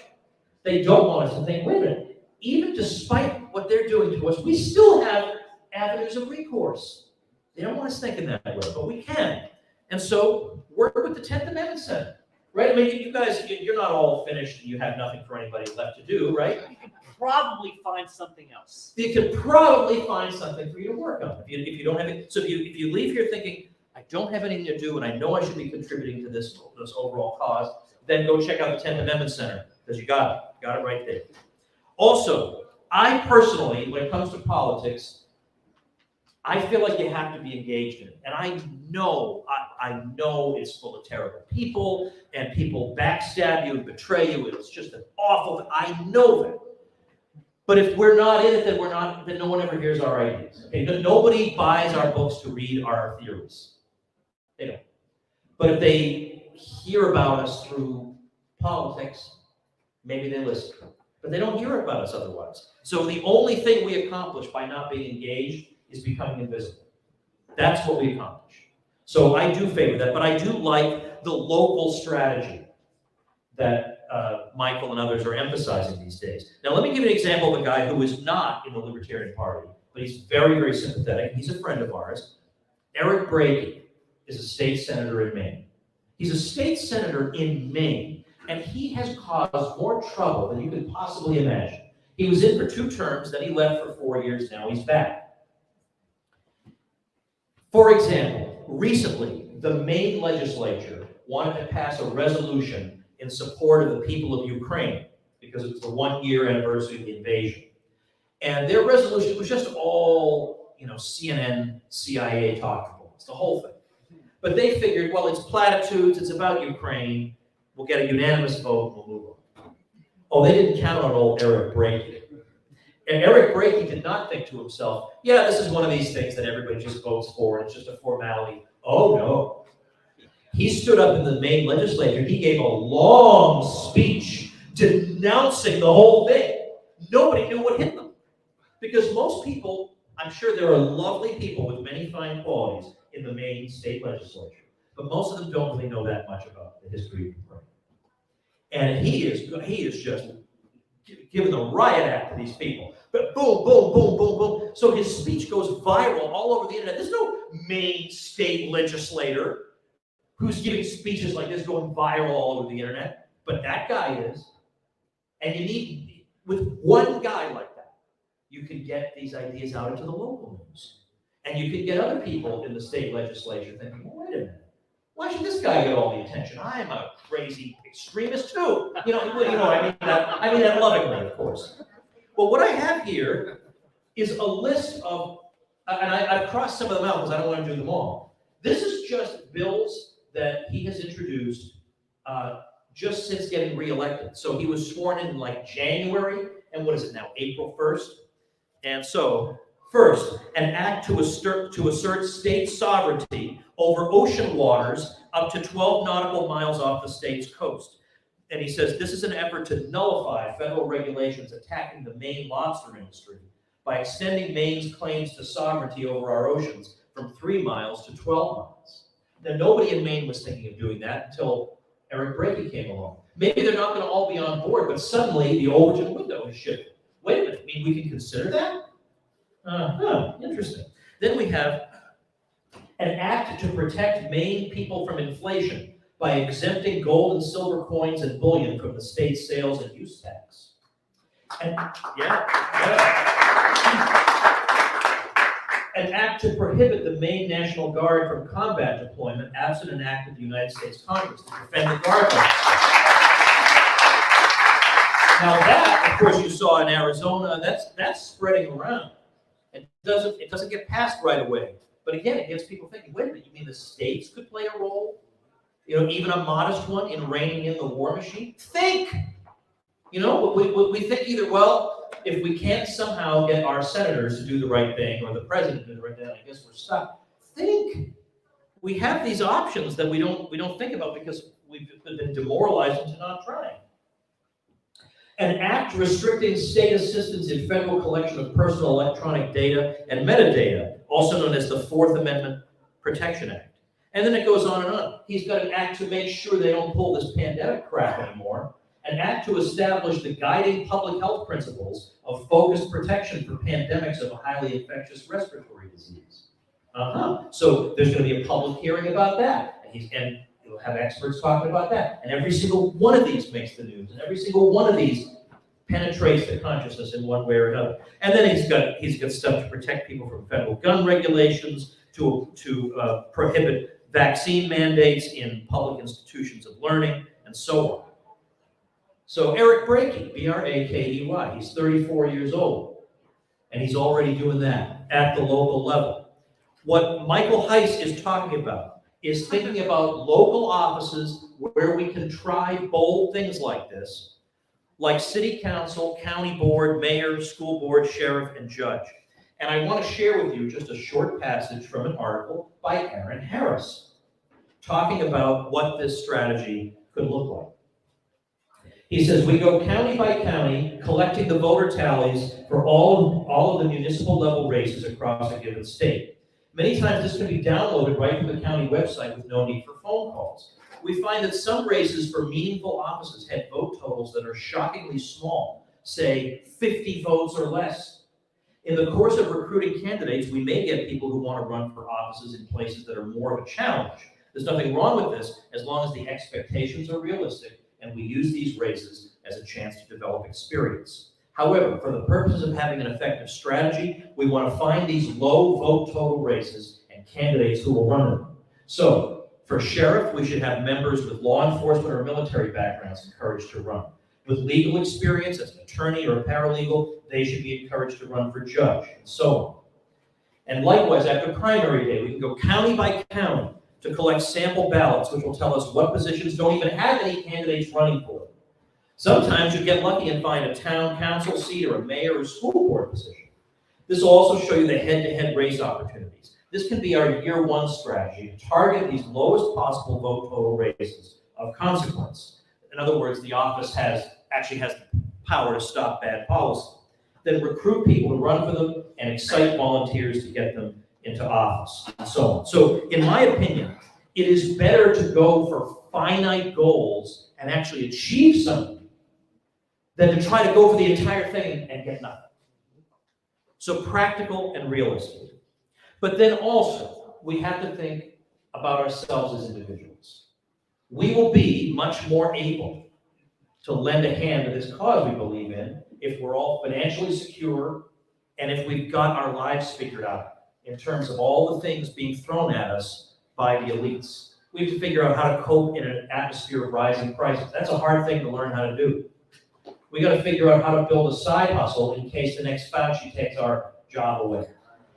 We got to figure out, beyond that, how do I get my kid educated in a world that hates my guts?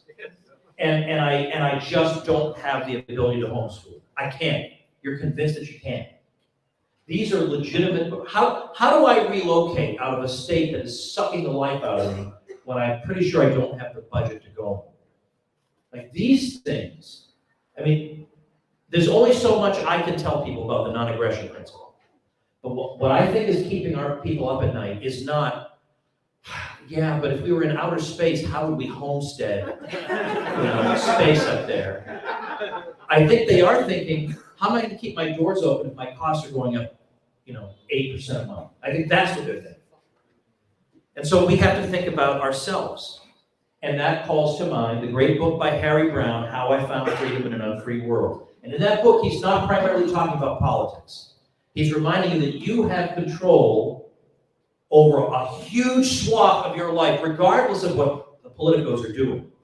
There's a lot you can still do to make yourself unbreakable. And that's what we should focus on. We should focus on things that are within our control and not be constantly discouraged because we can't change the world instantly. You know that song by 10 Years After? I'd love to change the world. The line is, I'd love to change the world, but I don't know what to do. That's how we all feel. Start with this person right here. Not me, I mean you as an individual. If you want to start by helping me, feel free to do that. But I mean, start with yourself. So what do we do to make things better for us in the immediate run? Well, there is one thing that I found has been working. I started a community where we all meet in little groups, so 8 to 12 people. And it's almost like Alcoholics Anonymous, except, there's no drinking. But I guess no, I'm presumably an Alcoholics Anonymous, so I hope there'll be no drinking. There hasn't necessarily been any drinking in the past, is my point. But in these small groups, everybody has some goal. Now, a lot of it is people who want to start a business or grow their business or get to the next level. But other people, it's I want to lose 70 pounds, or I want to finish writing that book, or I want to develop this new product, or whatever it could be. And whatever goal it is that you have. I want to start a podcast, whatever goal it is. In these groups, these goals are getting reached because every week we meet together and we check in with each other. So, okay, how'd you do this week? What are the obstacles you're facing? Are they obstacles we can help you with? Are they obstacles we can connect you with somebody else to help you figure out? So in other words, we libertarians, a lot of us have really amazing knowledge about particular things other than libertarians. But we're all isolated. But you bring us together. And the networking we can do, and you need to meet this guy. This guy's the expert on that. He can help you with that. Oh, wait a minute. Suddenly, something's happening here. At the end of each weekly meeting, each of us makes a finite goal to reach by the following week. By the next week, I will have, set up this marketing campaign. Or by next week, I will have gone to the gym 4 times, or whatever it is. And that keeps people motivated. because you don't want to let the group down, because you come to love these people. You don't want to let the group down, so you're going to do it. Without a group also, if you hit a snag reaching your goal, sometimes it makes you just get discouraged and you give up. But the group will keep you going because you have people of all knowledge bases, and my groups are all run by professional facilitators. And the facilitators meet with each other every week, and they'll say things like, you know, I have a guy who's really struggling with such and such problem. And somebody will say, oh, you know what? I have another guy who's really good at that. And they connect everybody. One of my facilitators is Barbara Williams. Would you mind standing up, Barbara?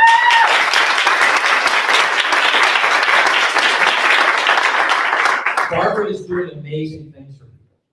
And people have become partisans of each of my different facilitators. So, oh, I'm a Barbara person.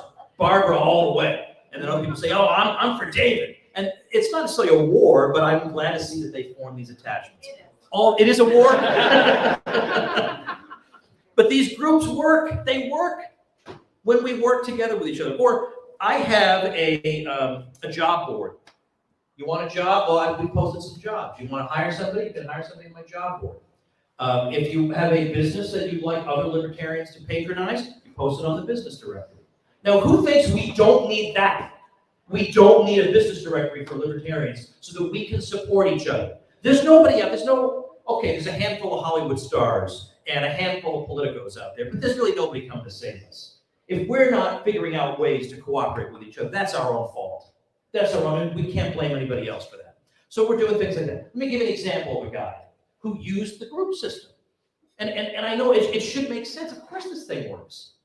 Kevin Stokes has started 2 businesses since he joined my School of Life program. I'm not trying to sell that program right now because it's closed to the public. It's not even open. So even if you go to the website, you can't get in. So I'm not selling it. But Kevin has started 2 successful businesses. And his second one was a food and meat co-op where he gets, good quality, good raised food for people to eat. And when he opened his doors, he tells the story. He said, inside my school, I also have all my training on how to build an email list and make money from it. He said, so within 1 week, I had 739 subscribers, people who wanted to buy food from me. And then we opened our doors, and a similar co-op predicted we would make X dollars. I'm not allowed to tell you how much money because he has some agreement on us. I sent an internal email, Barbara, you might remember, to the whole membership where I did reveal the dollar figures. But let's say it's a lot. He ended up exceeding expectations by 10 times.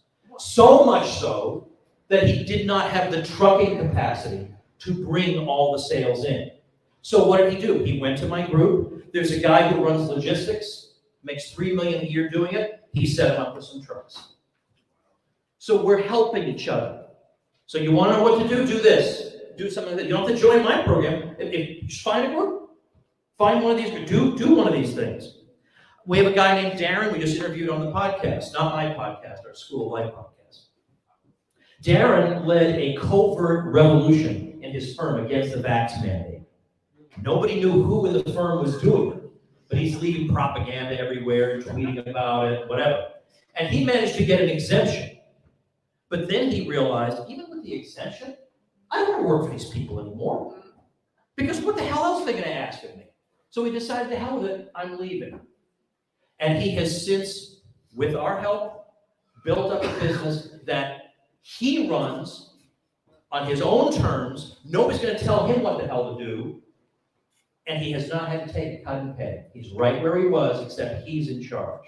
And he says, I'm glad I'm in this group, because it sure helped me. We have a guy named Liam who lost his job. That same day, he went to my community, looked at the job board, get another job at the same pay by the end of the day. That's because we're helping each other. And yet, this should be obvious. We're an isolated minority that's hated. I don't mean somewhat disliked. I mean hated by the powers that be. If we're not working together, taking our talents and helping other people with them and then learning from other people, that's our own fault. But when we do put our heads together, what we can accomplish in a room like this is beyond anybody's expectations. So thank you all very much.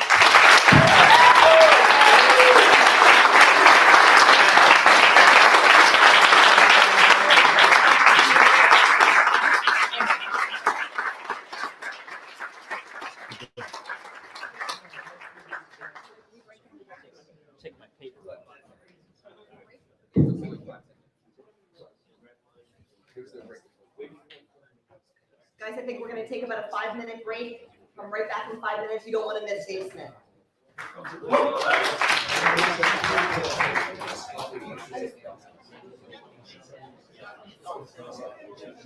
Taxation. I wasn't sure if you were serious.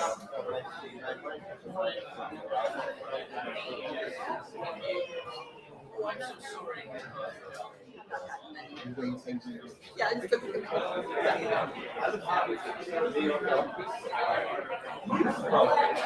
You got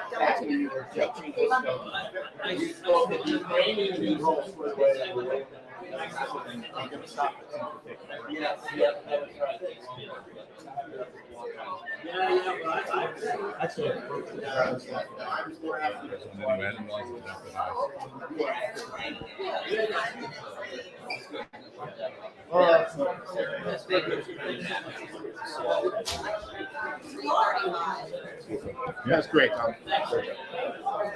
Hey, Tom. You did excellent. Fantastic job. Yeah.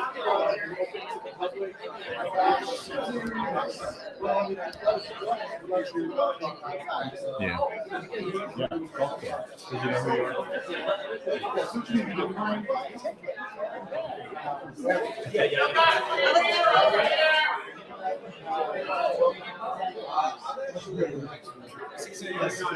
What are we doing?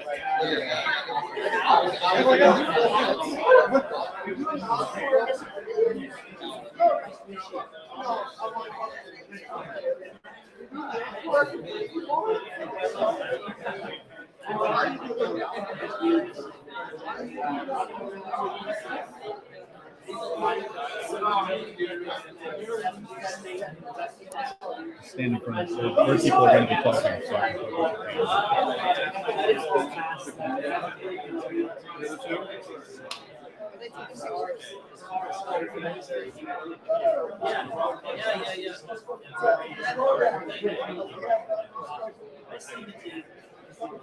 So I needed Tom. That's fantastic. Oh, thank you.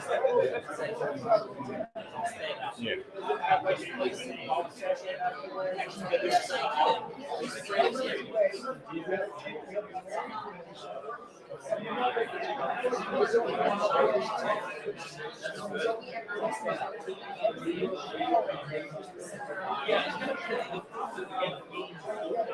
Yes. Almost or it's all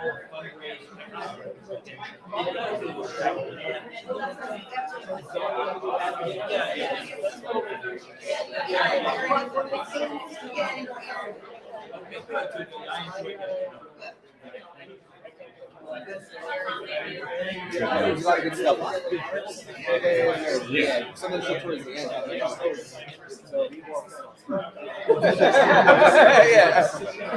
Yeah, Tom's great. I still think he's like. Yeah. The lights are broad. Conveying the message in a way that everyone will respond to. Just in terms of fun, though, I gotta say Gene is probably my favorite vegetarian speaker of all of them, just for entertainment value.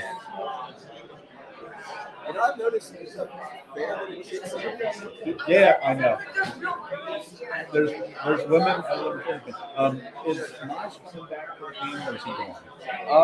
I told him. He may have just. It's not the end of the world. Either way, we're just from 6 to 7.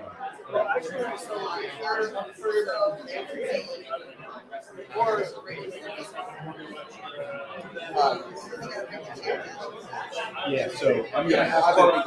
In order to do that, I'm gonna have to change things to the wide angle with the old people, and I'm gonna have to adjust the tripod down. So when you guys bring the chairs,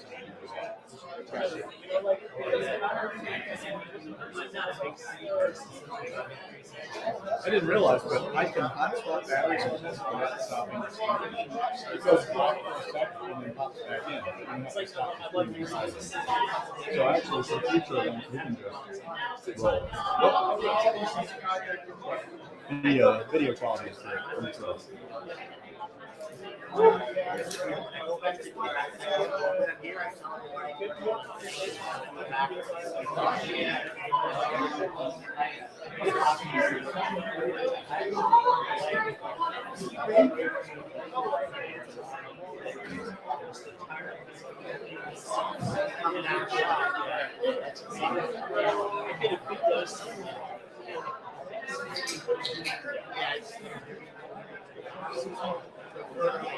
Tell you what, I know that.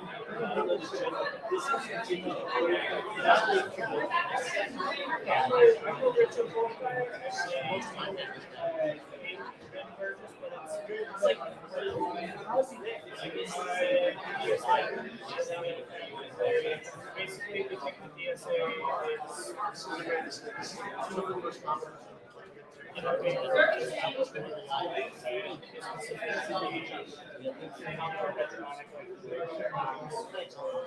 yeah, so these people, there's basically two of us living in the staff.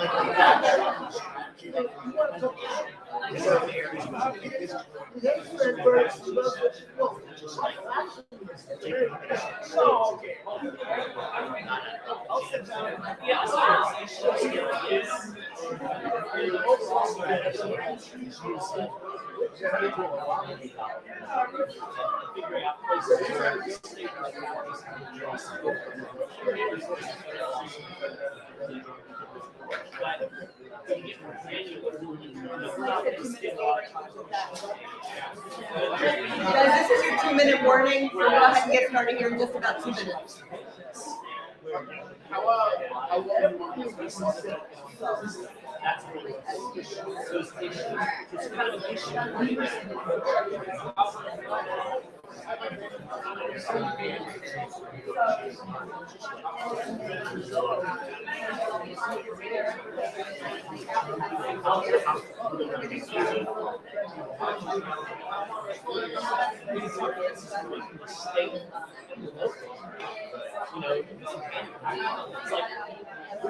Where is that conversation?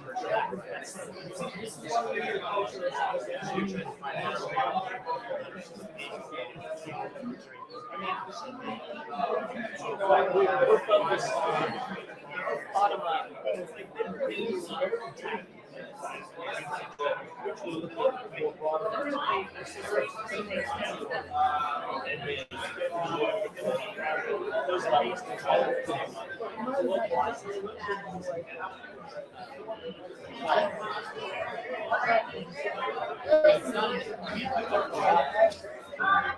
Surveillance is my big issue.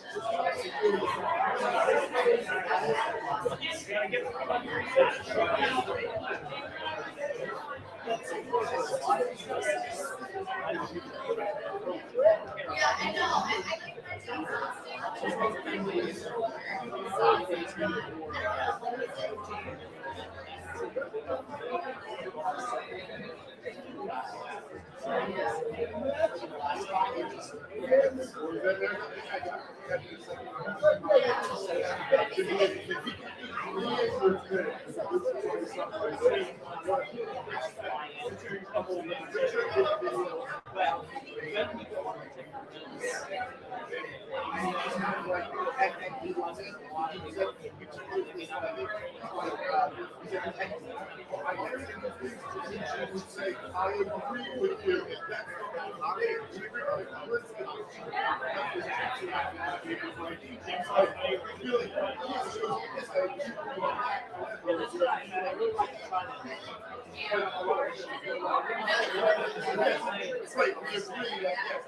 We're gonna go ahead and get started. You can find your seat.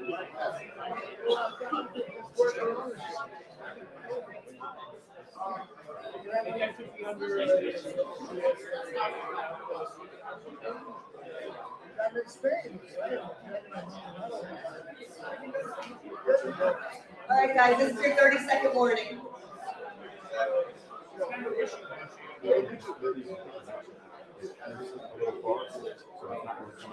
I've got to turn all the way up for you, but get closer to the mic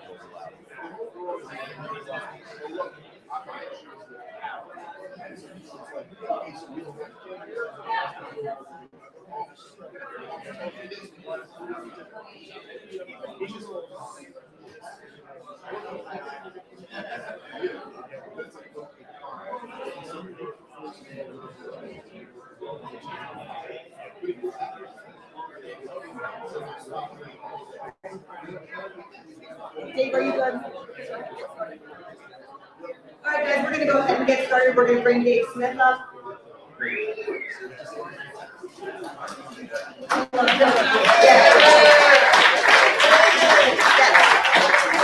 So,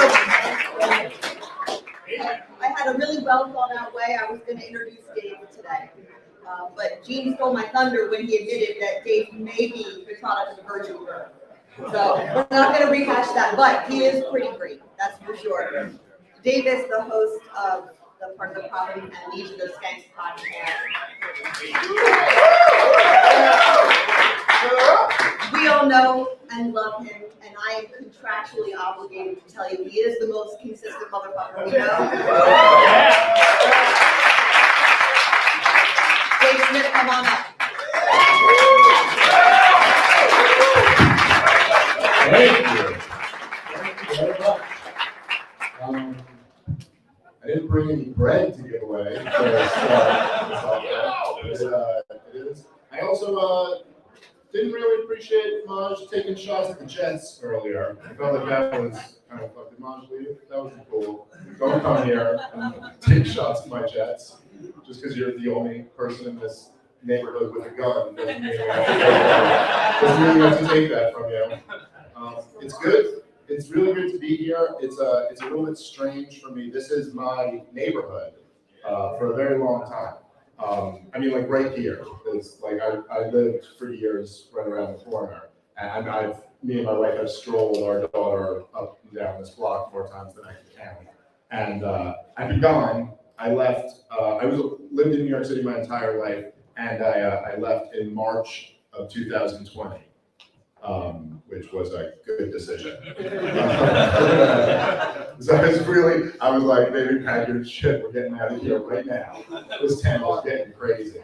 But it's just weird to be here. I really love this neighborhood, but I'm very angry at it. And it's kind of makes me sad in a way to be here. I'm very angry about what happened over the last few years and how much support it had in this community. It's been kind of interesting to see as we're doing this, just people who have been walking by and getting interested in it, and you're like, this probably isn't for you. We're like, what are you guys doing there? And like, it's like, oh, it's a political thing. They're like, I like politics. Not like this. What do you guys do? You guys trouncing some kids in there? What's going on? That seems fun. I like to trounce some kids. We're doing a different thing. So right down, I have like a lot of history in this neighborhood. We're on 83rd, on 79th Street. If you when you pass it, you can see it. It's right off the corner. Is a stand-up New York comedy club. It's the first comedy club I ever performed at, and it was like my home club for the first year that I did stand-up comedy. And right on Broadway, on the corner there, is this Chinese restaurant. It's a really great Chinese restaurant. I used to eat there after the comedy club, like every night. There was like really good and it was really cheap and I was really broke. So it was a good combination. And it's family owned. I got to know the family who owned it. They owned it for 20 years and it shut down during the lockdowns. And I swear to God, every time I pass the corner, man, it makes me so furious that they just robbed this family of this business. Great business, is a part of the community. And just anyway, there's just a lot of stuff like that around this neighborhood that really gets me upset. Me and Tom, we were talking, he was kind of addressing it in his talk, but I was saying not that I'm a libertarian, I don't support any non-libertarian policies, but my mentality has become much less libertarian about masks. And it's just how I feel. Like, at the beginning, I was just like, I don't want to wear a mask, but if you want to, that's fine, but just respect that I don't really want to wear it. And now, when I see someone in a mask, I'm like, I'm gonna rip it off your face and spit in your mouth. And you're like, okay, it's not gonna get any worse than that, right? So I take it off. And whatever you got it, all right? So, I don't do that, I'm just saying, I think about it a lot.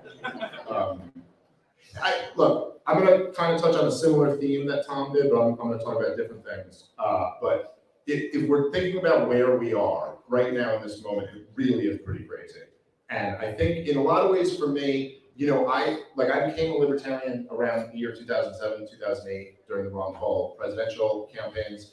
And I was really persuaded by these ideas and convinced by them. But to some degree, I think it was always kind of an abstraction. It was an intellectual exercise. I think over the last few years, it's become a lot more real. Now, that's not to say it wasn't real at the time, but it was real for people in Iraq, and I wasn't in Iraq, so it just wasn't as real to me. But what Ron Paul was talking about was that this system is doomed to fail, and that it's gonna fail in a very bad way. And I think we're seeing a lot more of that now. He said, just like the Bretton Woods was doomed to fail, this kind of US global reserve currency system is doomed to fail, this debt system is doomed to fail. And it's, if you remember at the beginning of the pandemic, where they were writing the articles no one's a libertarian during a pandemic, or this proves you wrong because obviously we need to do all of this stuff. And now you look back at it and you're like, my God, how much better off we would have been if we had just been libertarian on all of these issues. We had just not had around this. Anyway, just that. The counter whenever there's a crisis is they're always like, oh, so you just say do nothing. But I mean, really, we just would be so much better off if we had done nothing and that great Chinese restaurant would still be open. That's just one example. And things got pretty real to a level that probably a lot of us couldn't have imagined it would have. And even if we had imagined it, probably couldn't have really grappled with the idea that we would actually, it would be a crime to go to work and you wouldn't be allowed to have a funeral for your dying father, or you'd be, saying goodbye to him on a Skype call, really horrific story, that became reality. And now that is that aspect of it is unwinded, we're left in the wake of all of that. And what does that mean? And it's hard exactly to say for sure what that means, but it's right now, there's a huge shift going on globally. What just happened this last week is one of the biggest stories of my lifetime, where the Chinese and the Russians met and worked out this agreement to go off of the dollar. They've got Saudi Arabia and Iran making peace deals under the Chinese leadership now. This is a real global shift. And I don't know exactly what it means, but it feels really big. I think this is in many ways a real kind of, I think the unipolar moment that Charles Krauthammer, talked about after the Soviet Union fell, I think that's over now. I think this is the beginning of the end of that. I think it's the end of the petrodollar. I don't know if Gene will give me some, I don't know if that actually means anything toward inflation, but it certainly means something about America's ability to sanction other countries. It certainly means something about US dominance over the world. And I think that we are in one way or the other doomed to fail in this standoff in Ukraine. And that's gonna mean something very big for the global order. I think that the story of most of my lifetime is the unipolar moment, essentially. That is, I was born in '83, the Soviet Union collapsed in '91, so, for most of my life, that's been the reality. That basically the Soviet Union collapsed, and that was it. America was the sole superpower, and more powerful than any government in the history of the world. And if you look at kind of all of the decadence and just how much we've collapsed as a society, I mean, down to just things like, I'm not even talking about from a libertarian standpoint, like how ethical the system is. I'm just talking about how impressive the people are. Like, we could have a million disagreements with like William F. Buckley. I think he's one of the true villains of the 20th century. But like, he was an impressive guy. If you listen to him speak, you'd be like, he's bright. But today's version of that is like Joy-Ann Reid. You know what I mean? Like, you're like, okay, so there has been a degrading happening here. There's like a decomposition that's going on. And I think a lot of this comes back to the fact that like in this unipolar moment, when nothing was checking America, we just got drunk on it. And our hubris just took over. And we felt like there was nothing we couldn't do.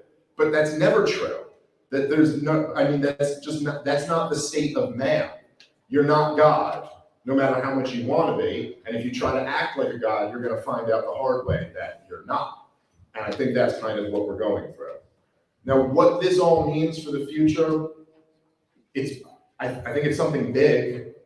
You know, in the beginning of the 21st century, the neoconservatives kind of seized control of the federal government, and then 9/11 happened, and they kind of had a blank check, at least for a while. George W. Bush was the most popular president in American history, according to polling, right after 9/11. And it was simply just because, like, you know, we were falling in line. Like the same way Rudy Giuliani was like a hero here in New York after 9/11, and it's literally because he was there. It's just because he was there. They were like, and everyone would agree with that for like a while. They'd be like, look, I don't like Giuliani, but he did a really good job after 9/11. And you're like, what do you mean by that? And you're like, he went down there. He was there, you know? Like, it's like he didn't blow that. Like, it was like, he went down there and he didn't say, this is really great that this happened. You know, like, they would be like, that would have been bad. But he said, this is bad. And then, so everyone just rallied behind their leaders. And so what the neocons, right, obviously, as everyone knows, they gave us the war in Afghanistan, which was a 20-year catastrophe, and the war in Iraq, which was almost as long, depending on how you count the years. Just these disasters, and it became very clear that we were lied into these wars. And what was the cost of that? What was the cost of George W. Bush's presidency that ends in these disastrous wars and in the financial recession? It was the cost, in a lot of ways, was Donald Trump becoming president. That wouldn't have been very easy to predict in 2008, but it was like, oh no, you guys are going to try to run this guy's brother in 8 years, and no one's going to go for it because of this disaster. Obama years being such a disaster, the cost of that was, all around us is what we're seeing. This is the cost.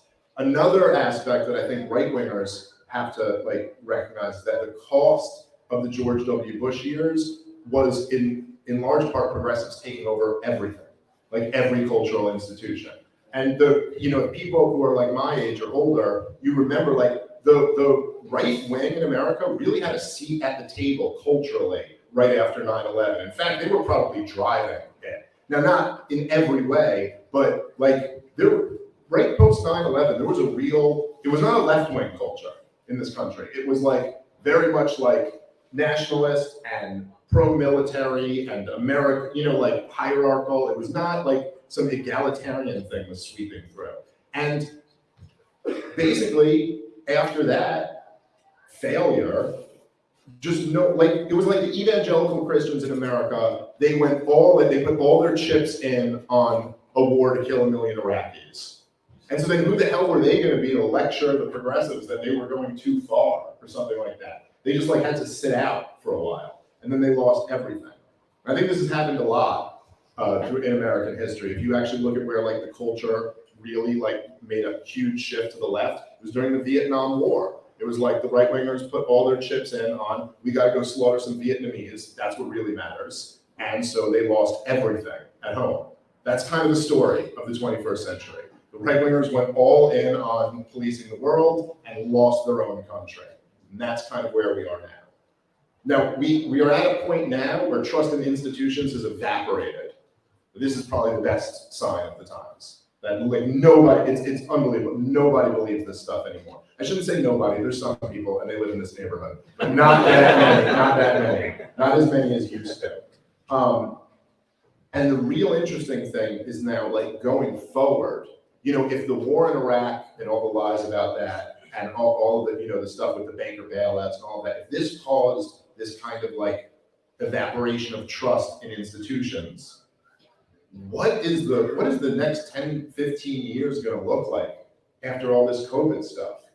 I mean, I think this is something to kind of keep our eyes on that. As crazy as many Americans went over this period of time, there are so many people who have woken up during the COVID years, like who have realized like, oh, this whole thing was based off lies. And as horrible as something like the war in Iraq was, the truth is that it didn't really touch everyone's life. In fact, it touched actually touched their lives a very small percentage of people in this country, very small percentage. Most people did not go and fight in that war. Most people did not have a son or a brother who had fought in that war. For those people, it was a huge impact on their life. For the rest of us, it was just kind of like what our opinion on it is. Okay, we had to, you know, we're on the hook for a couple trillion in debt, but it's not that drastic. COVID touched everyone's life. There's nobody who escaped it like unblemished. Even the people who bragged that they did in some way, they were touched by it, you know. And I think probably everyone in this room like directly felt something over the lockdowns and the mandates and all that stuff. This is gonna have like an enormous impact going forward. I don't know exactly how that's gonna manifest itself, but it is going to in some way. So that's kind of like, that's where we are now, is in this moment where things are very, I mean, look, we're in a very dangerous situation, but we've got this huge opportunity. And so now the question is like what we do with that. And I'm gonna try to make a case for like radical libertarian optimism, which is not that easy to do, because first you do have to acknowledge like what's really bad and what's really scary here. And I think the point I'm trying to get at is what we figured out over the last few years is that this is not an intellectual exercise. This is very real. And people in previous generations and authoritarian regimes have figured that out too. This is very real, this is very dangerous where we are. We're closer to a nuclear conflict than we've been since probably the Cuban Missile Crisis. In a very real way. And I think to me, in some ways, the scariest possible outcome is that Putin loses in Ukraine, because then what might he do? I actually think that's scarier than him winning there. But you know, I hope no one walking by heard that. But but so we're provoking a dangerous nuclear conflict. Our status as the global world reserve currency is in jeopardy, and now a lot of it seems like the instability in the banking sector is starting to unwind. I mean, I guess they were able to at least temporarily relieve that with this bailout of the Silicon Valley Bank, but I don't know how much that contagion has actually been contained. Either way, it's just a matter of time. We're just kicking the can down the road. It's going to come up at some point that all of these banks are in fact, as they used to call them, zombie banks or whatever. And then the whole system is a house of cards. So we've got all of these things happening, and there's plans for what's next. And they've actually been pretty open about what their plans are. Their plans are a central bank digital currency to ramp up all the ESGs and the DIA and stuff like that. So that's the plans that they have coming for us. And if that happens, it's going to really lock us into a type of authoritarian system that we probably can't even imagine now. Like even under COVID lockdowns, I don't really think we would understand how permanent it could be if we were living under like a central bank digital currency where the government really has complete control of all of your finances and can shut you off whenever they like to. By the way, this is what they experimented with during the trucker protests in Canada. And it worked very effectively up there, and there was really nothing people were able to do about it. So, okay, There is all of this, and it's very, very bad. However, in addition, I just want to kind of defend the idea, in addition to saying, like, obviously I very much support Michael Heiss's whole decentralized revolution plan and attacking winnable local elections that matter. Everything Tom laid out I think is great. But I also think it's important for libertarians to understand that, like, what we're doing, like talking about this stuff really does matter.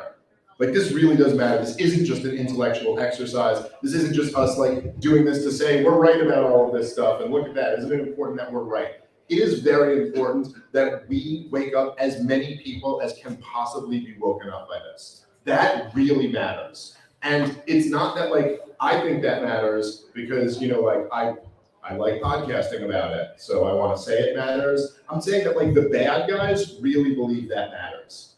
That's why they have such huge propaganda campaigns. You know, there was this document, Scott Morton likes to bring this up a lot, but there was this paper that the RAND Corporation put out. You guys know the RAND Corporation? They're this big, awful think tank. They might be the biggest, most powerful one, I'm not sure, but they got like a budget like a few $100 million. They're a big think tank.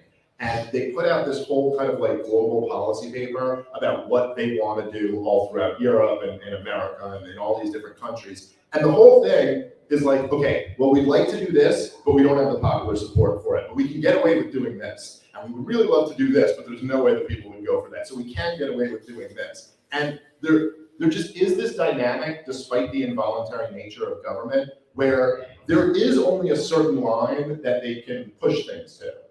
And if they push it past where the people will tolerate it, they know there's a real risk for them. There's been a lot of examples of this over the years where they've tried to get a policy done, they kind of float out the idea, and then they gauge how much pushback there is, and if there's too much, then they pull it back. I don't know if you guys remember, there was a point where Obama announced that we were doing an Iraq-style war in Syria. He announced we were invading to topple Bashar al-Assad, and it just got enormous pushback. Like, it was insane. Back then, Twitter hadn't been bullied by the government into censoring everybody. So, like, they were just, it was all these pictures of soldiers with, like, their face blurred out, but they would be in full uniform, and they'd hold up signs like, I will not fight for Al-Qaeda in Syria. Like, and they were just too worried that there was going to be some type of mutiny or something. And so they just pulled it back. They just didn't do it.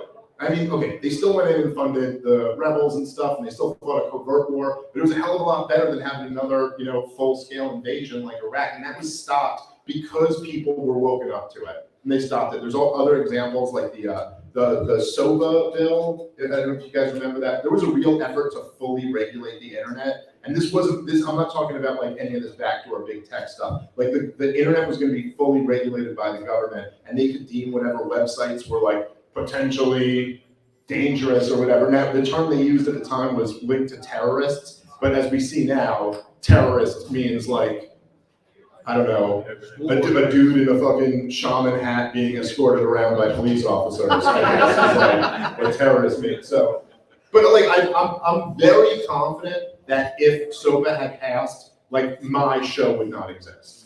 I think there's no way it wouldn't just be removed from the internet. And it didn't pass strictly because there was so much pushback against it. Now, I'm not like, by the way, I'm not saying there's like no truth to like the kind of neo-reactionary elite theory type of attitude. A lot of these movements didn't just happen organically with people. They happened because some powerful people also backed those movements. Like, there were a lot of people in the tech sector at the time who were not near, this is like before the rise of wokeism and before they were so corrupted. There was somewhat of a libertarian streak in Silicon Valley, and they were very concerned about this government regulation. And so there was a lot of tech money that flooded in to the anti-SOPA movement.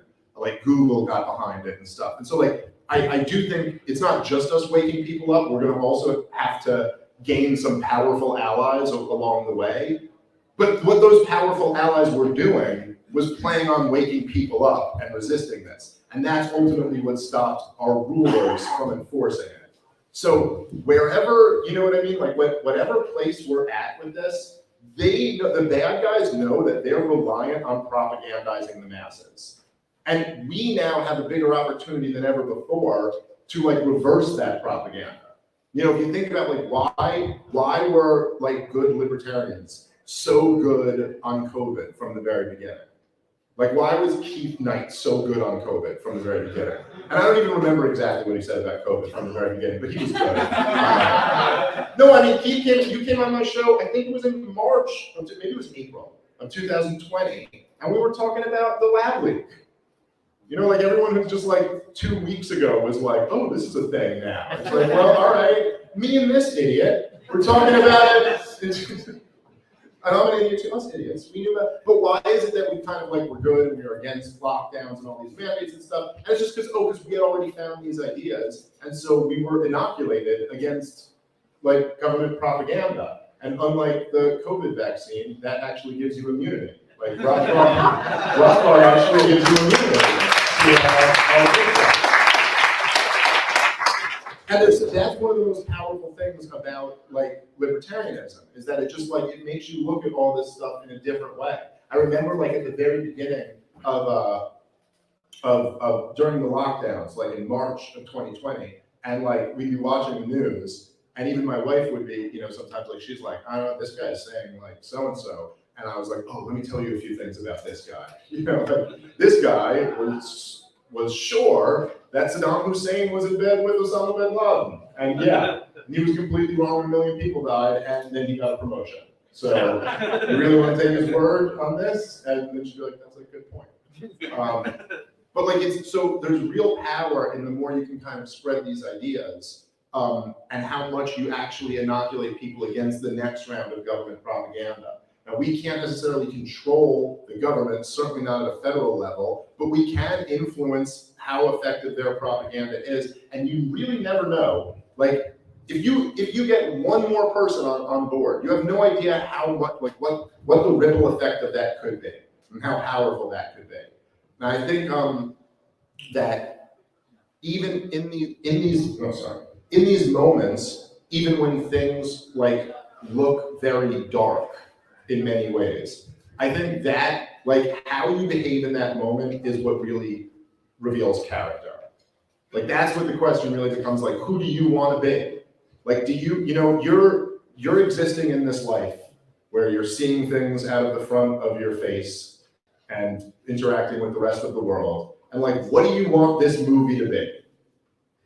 Which person do you want to be in it? Do you want to be the person who, like, when things looked really bad, when the prospects looked bleak, you were like, well, there's no change in this, you know? Or do you want to be the person who, in that moment, decided you were going to do everything within your power to change it? Like, to me, even if we fail, I'll be the second person every single time. Like, that's just what I want to do.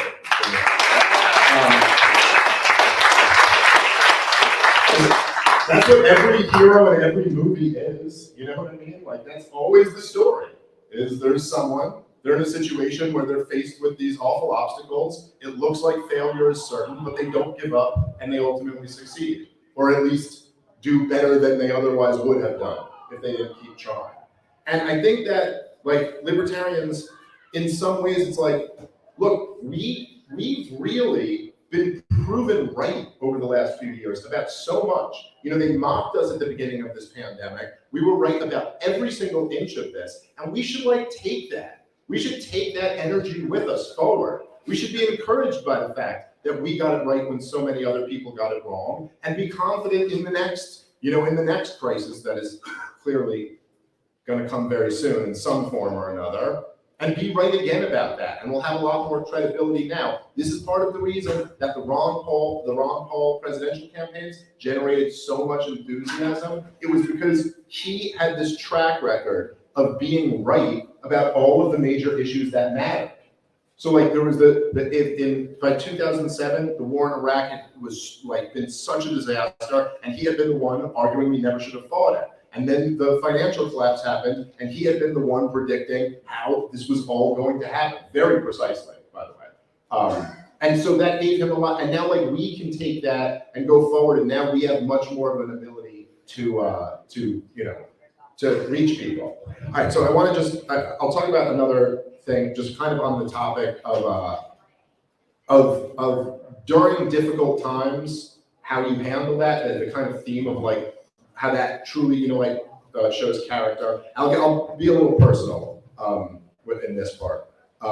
So as some of you know, like I've talked about this before, but I went through, in the last couple of years, completely unrelated to all of the insane tyranny of the world, I went through what was the most difficult thing I've ever been through in my life. My son had a heart condition, and so this was in 2021. My wife got pregnant with our second, and by the way, there's another thing that I'll never forgive the COVID regime for. So I wasn't allowed to go to her sonogram appointments with her because they wouldn't let the husband in.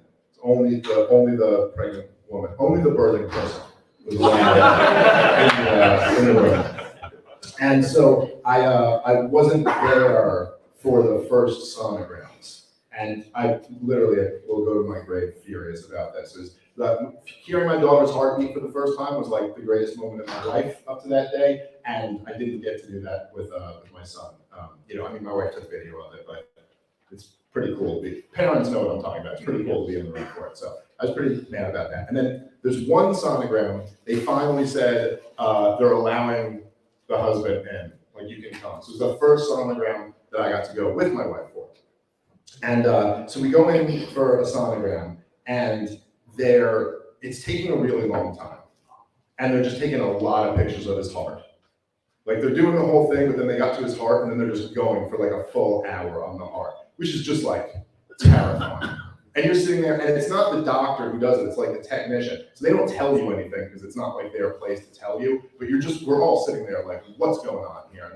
And then, part of you's like, sometimes the baby's in a weird angle and they just can't get a clear picture, so it takes a while. You don't exactly know. So you're trying to be like, I'm sure nothing's bad, I'm sure it's okay. But it wasn't.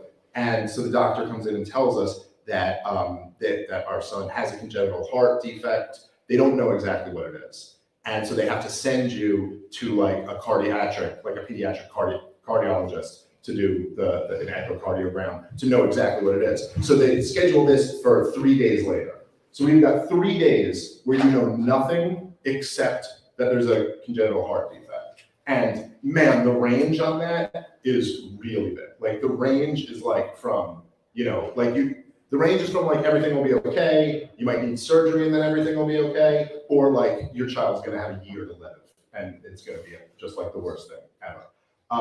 And so I remember being in this moment, and it's surreal. It's really hard to explain. Like you wake up one day and I have everything. I have this amazing wife and this perfect daughter, and we're having our second, and I'm so excited because I get to go to the sonogram with my wife today. And in one moment, your life is just turned upside down, and now you're living in like this tragedy, and it's like you can't even believe it's happening to you. And I remember, by the way, he's fine. Just if anyone doesn't know the story, this isn't like ending in a tragedy. He's doing very good. I probably should have prefaced with that. Everyone was struggling, you're like, oh my God, he's like, no, luckily for us, he's fine. But this moment was, and then of course he had open heart surgery when he was 3 days old, and it was a very difficult process. I can't explain how difficult it is to watch your 3-day-old baby have surgery and be, with tubes and be in the NICU for weeks, and it's just really hard, and really, really hard on my wife, who's like a really great person. Like I have my flaws, but she's really great, and she just did not deserve this. And I remember, like in the moment when we were first going through it, how tempted I was to just lean into like all the negative feelings, and really what they were, the ones that are and tempting isn't even like the word. It's just like it's like intoxicating. Like it would be so easy to just be mad at God and just be furious at the world and just think about how unfair this is, because it really is. Particularly to watch my wife go through that. It's just so unfair. And it's so easy. I can't overstate how easy it would be to give in to all of that. It's like if you were like exhausted, the tiredest you've ever been in your life, and you were laying in the most comfortable bed you've ever been in, going to sleep. Like it'd be that easy. It's just like what you want to do. And it's not even necessarily incorrect. Like it's kind of right. Like it is unfair. that this is happening, and it is unfair that my boy has got to start his life this way, and it is unfair that this is happening to my wife. Like, oh, that is true. But I could also kind of recognize right away, and really I credit my daughter for this, is that this is what hit me right away, was that, and I remember this, the day that the first sonogram where we found this out, after like kind of the initial shock of it, and trying to console my wife, I remember I had this moment and it just clicked for me that I was like, I have a 3-year-old girl at home. And no matter what happens here, no matter how bad this is, I have a responsibility to that 3-year-old girl. I cannot let her mother fall to pieces. I cannot fall to pieces. No matter what happens here, I've got to like keep this all together for her. And so I was like, what I'm gonna do, and this was in some ways my coping mechanism, was I was like, I'm just gonna be a rock. Like, I'm just not feeling any of this. I'm not sad, I'm not upset, we're moving forward, we're getting through this, period. That's what's happening. We're all getting through this. And my wife really needed that. Like, she kind of responded to me just with complete certainty, everything's gonna be fine. And we're gonna absolutely, get through this. And that was just my attitude the whole way through. And I realized kind of in that moment, there's a lot of lessons that I took away from this experience, although I wouldn't recommend it. But that was the biggest one. That it was like, there were like these two forces that either one of them I could have gone with, and both of them are kind of justified in a sense. Like, I could just feel sorry for myself here. And okay, I've got a case to feel sorry for myself. This is a really tough thing that's happened. But that does nothing for anybody. That in no way makes the world a better place. It doesn't make my world a better place. It doesn't keep my family together. It does nothing. Or I can go in this other direction that can make the difference between this being like manageable or not. That can at least like help. I can at least help everyone to get over this. And that to me is like, that was my big takeaway. That's like what I want to instill in my kids, is that there's gonna be hardships in life. There's going to be. None of us are going to get away without them. But if you're in those moments, say, okay, listen, I'm going to like Jordan Peterson type of thing. I'm going to bear as much of a burden as I possibly can. It can really make the difference on the margin of that being like what breaks you and your family, or just being a very difficult thing that you get through. And luckily for us, it was the latter. But I would just try to keep like that in mind as you think about the world and what it means to like stand against the tyranny that we live in a kind of dark time. And a time that can get a lot darker, and quite possibly will, at least in the immediate future. That it's like, okay, well, when I see people getting into kind of like being black-pilled and the cynicism around this stuff, it's like, oh, okay. So if that's your choice of who you want to be in this movie, is the one who said, okay, yeah, this is a really tough, awful situation, I see no hope in it. Or do you want to be like, okay, in this moment, when we have the truth on our side, and we have these like seemingly insurmountable odds, that we're going to bear as much of the burden as we can to try to like get this cause of human liberty, to try to move it 1 inch forward if we can, because that inch like could make all of the difference, And so that's just like my case for what the mentality should be during all of this stuff. Like the cool thing, and I used to kind of like, in a weird way, I would like feed off of this as we were going through all that stuff with my son, is that as I was being stronger and stronger, and as we were like moving along and things got a little bit better, it's like, okay, we found out he needs the surgery. Okay, we got a great surgeon for him. Okay, we got the place to go. Okay, we got the calls with insurance done. Okay, we got like all the details set up. Okay, we're gonna stay here while we're in the NICU, and we'll keep my daughter here at her grandmother's house, and then I can pop back and forth between the NICU and my grandmother's house. Like, there's always someone. We're figuring out every detail. And as I was being strong through all of it, I would kind of like be a little impressed with myself. Like I'd be like, all right, you're doing good, And then that would just like make me stronger and stronger. And then like same with my wife. I'd be like really impressed with how well she was handling it. And then I would tell her how impressed I was with her, and that would make her feel better, and then she'd get a little bit stronger. It's like sometimes you start with just a little bit of a decision of like, okay, we're gonna get through this. And then it snowballs, you know? Now, I don't know if everything's gonna work out in this country, you know? Next year at this time, we might be having a Mises event, and I'm like, okay, we all gotta flee, you know? Like, I don't know. But I know that we have a better shot if we give this everything we have. That's our best shot. The best shot for the cause of liberty is for the people who really believe in it and understand it to fight like hell in every way that they can. And that means personally, professionally, like in every way that you can. Whether it's protecting your wealth, protecting your kids, and a lot of times just introducing other people to this message that they're not aware of.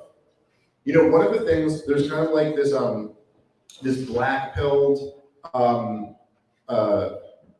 view from some libertarians who stopped being libertarians, and they'll say, they're like, well, you know, this whole idea of just spreading the ideas of liberty is never going to work. You're not going to convince enough people. You know, the people have already heard about these libertarian ideas and they've rejected them. And that is just not true. It's just not true. You go stop a random person on the street and ask them about any of these ideas. They know nothing of it. They've never heard of it. If you go stop 20 people outside, you'll be lucky if one of them knows who Ron Paul is. Like one of them. And then that one who knows thinks you're talking about Rand Paul. You know what I mean? Who on his best day still isn't quite as good. I don't know why I took a shot at Rand Paul. That was really unnecessary. He's been really good over the last few years. But I'm just saying, like, they don't know. And like, I didn't know about any of this stuff until it was introduced to me in a really compelling way. And so it's not fair to conclude that all of these people don't want this until it's been introduced to them in a compelling way. And the truth is that, like, for the vast majority of people, that's just not the case. I don't know if we'll ever get 51% of Americans to believe in human liberty. I also don't think that matters. It's irrelevant. If we had 10% of America who really believed the way we believe, we would live in a radically different country than we live in right now. Like, you cannot overstate how much different the country would be. You know, as Tom was kind of getting at before, there's like all of these ideas that are in people's heads now about whatever the latest, that, like, you know, gender ideology or something like that. This wasn't the idea of the masses. This was an incredibly fringe idea just 5 years ago. If you talked to the most like progressive leaning person you know 20 years ago and told them about this, they would have laughed you out of the room. They would have laughed if you said, you know, Mr. and Mrs. Potato Head are offensive. Why do you think that is? You could have given them 100 guesses, and they never would have guessed it was the Mrs. and Mr. But that's why they have to be recalled. Because it's offensive to have gender. But yet, that ideology has become dominant. Who the hell is to say that a fringe minority ideology can't become the dominant ideology? Like, we're here, human beings, we're here where we are today with all of the like wealth and luxury that the market has produced for us.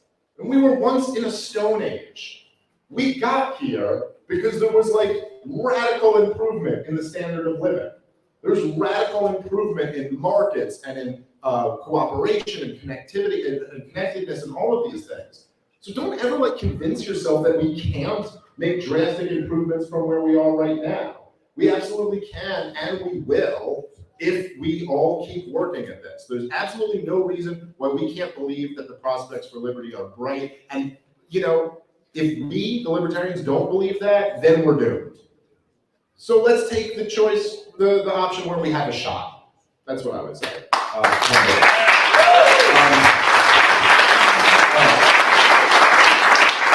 am I doing on time? Oh, okay, all right. Well, there you go. That's a good answer. But how am I doing on time? Do whatever you want. It's like, all right.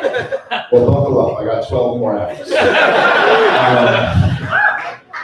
Well, I just want to like reiterate again that like the reason we should have all of this confidence going forward is that we are right about this stuff.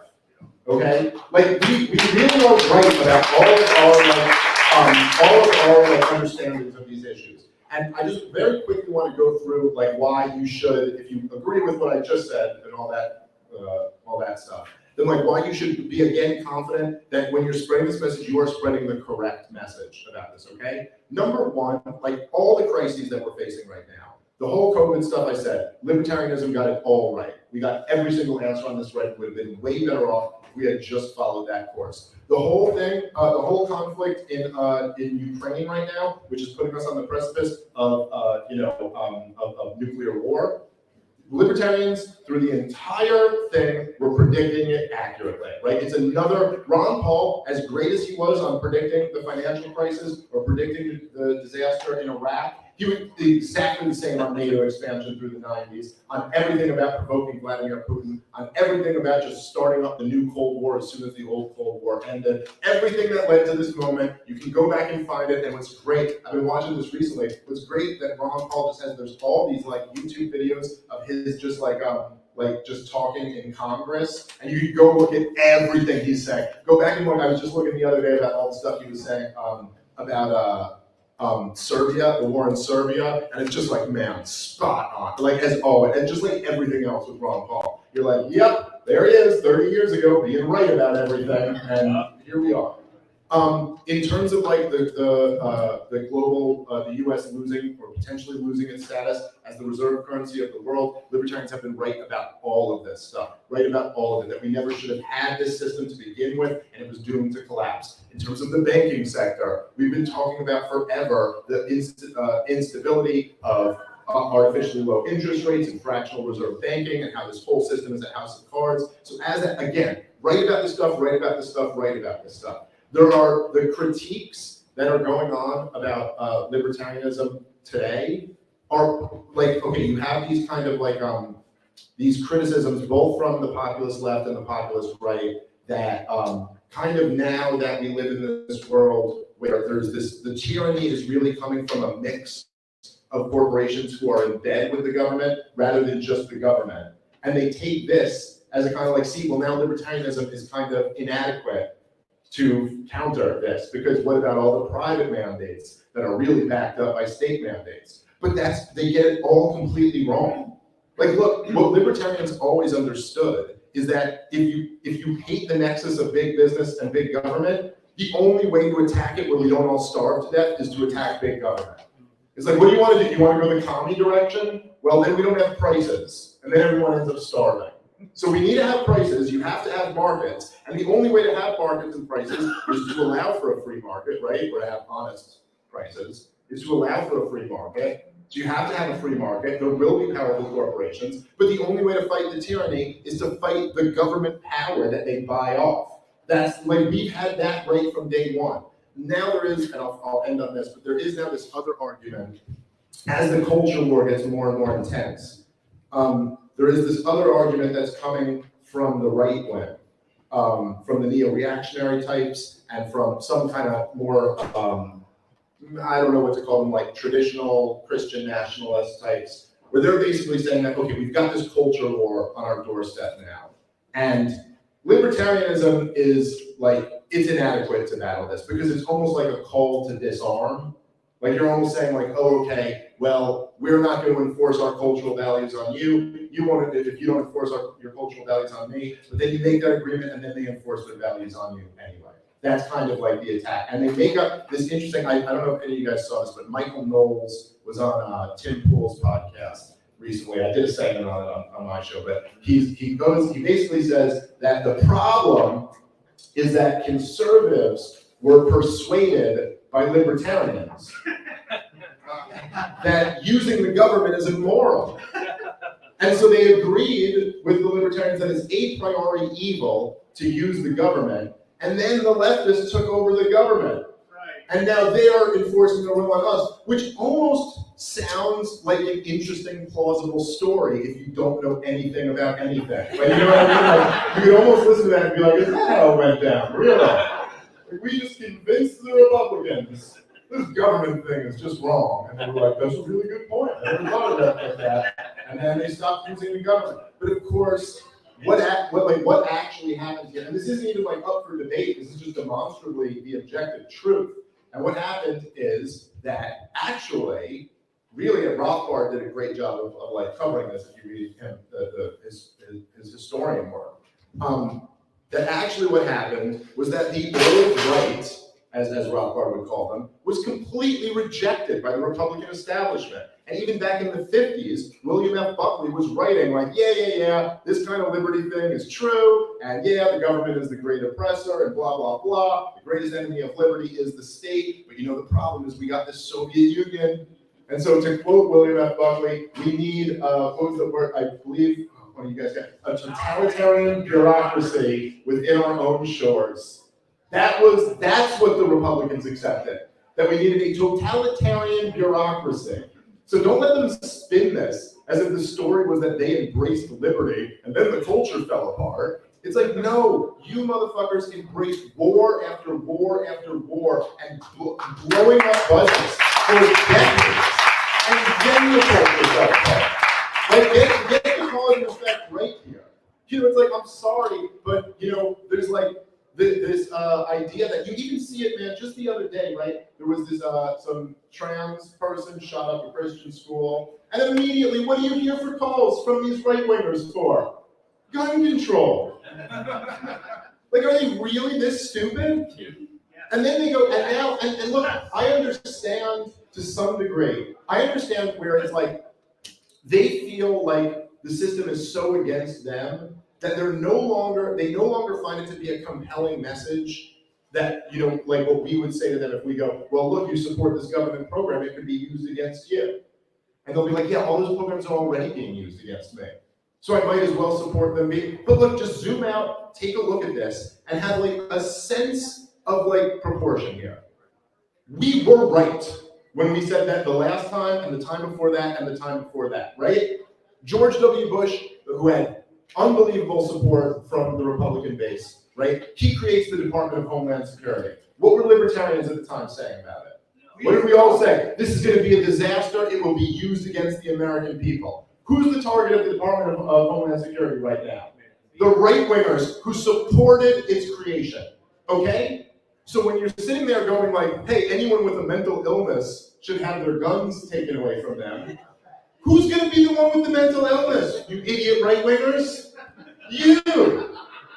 And you could say, oh, things are such a disaster now. Let me tell you something. Liz, and I say this as somebody, like I'm Jewish and my grandfather grew up in Nazi Germany. Things can get a lot worse than they are right now. They can get a lot worse. So these right-wingers got to stop right where they are. The story is not that the Republicans embraced liberty and then they lost the culture. It's exactly the opposite. The right-wingers lost the culture because they went all in on the Department of Homeland Security, the Patriot Act, the war in Afghanistan, the war in Iraq, and the financial crisis. The disasters that they gave us is why they lost the culture. Honestly, they deserve to lose the culture for those things, just not to these freaks. You know what I mean? Like, they deserve to lose it to someone else. But anyway, I'll wrap up on that. That's kind of my message. We're right about this stuff. There is hope in the future. It matters that we keep spreading these ideas. And also, let's have fun along the way and do it. All right, that's it.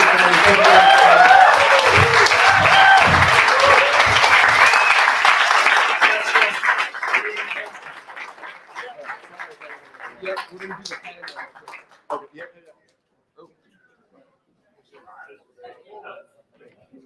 Thank you very much. 5 minutes in the panel? Yep. Yeah, guys, we're gonna take about 5 minutes, we're gonna get it set up, so we're gonna have a question and answer panel. Dylan, how do you want the mic? What's the time frame right now? We got about 3 minutes to get this set up, and then we're rolling right into it because we're Okay. already over time. So it's on panel? Yeah. You can be all up in this if you need to. It's like, it's okay. It's pretty intimate. I'm going to be using a wide angle lens, so you're not staying out of it. Don't worry about it. Just get in.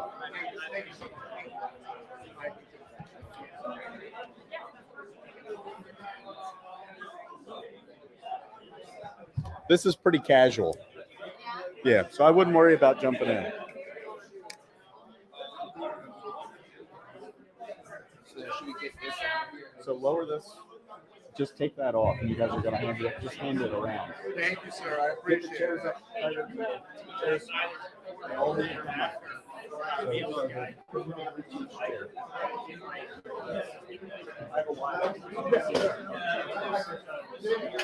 Yeah, but when we're done with the panel. Sounds good, man. Thanks. Oh, thank you.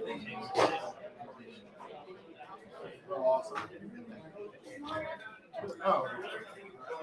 Oh, thank you. Thank you so much. I appreciate it. Thank you. What you did before is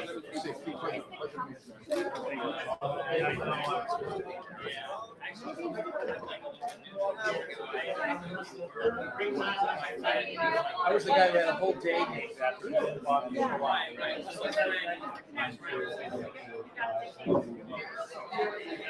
Oh, okay. 7. Oh, good. Oh, absolutely. My pleasure. I got a wide angle. We're gonna see everybody.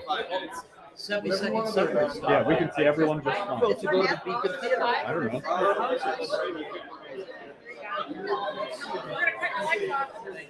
We'll see. But maybe you'll make That's why I brought that. Thanks a lot. Thank you.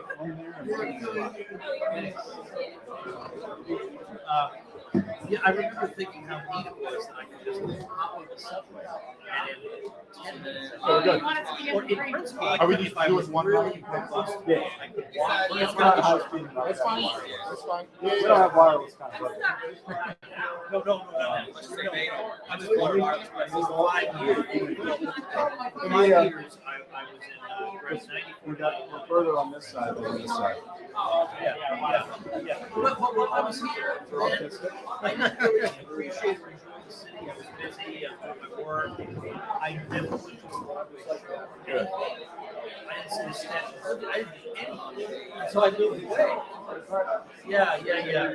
But now, I mean, if I lived here, I would be going to the theater. Yeah. I would be busy. So do you perform at any of the things here?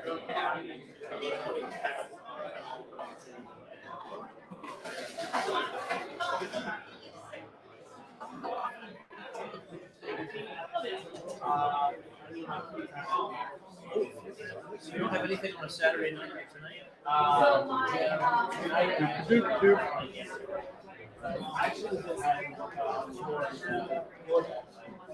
Hey, you can just get in front of the camera and get close pictures. Oh, thank you very It's just a much. Q&A, so you don't need to worry about keeping a good video. Actually, like one of the biggest things that I've tried to do is, like I love your comedy. Some people don't know that there's another thing. I think we need to. I really want to leave everybody. I will do that right now. Yeah. I feel like that's that's way more important than any of these other shit. I'll tell you that. That's true. We've got a Q&A actually up here. Thank you. That, I really appreciate it. Thank you. Yeah, that's right. Just again, there's a Q&A panel coming up in just a few minutes, so do not evaporate. Go away. Stay here with us. That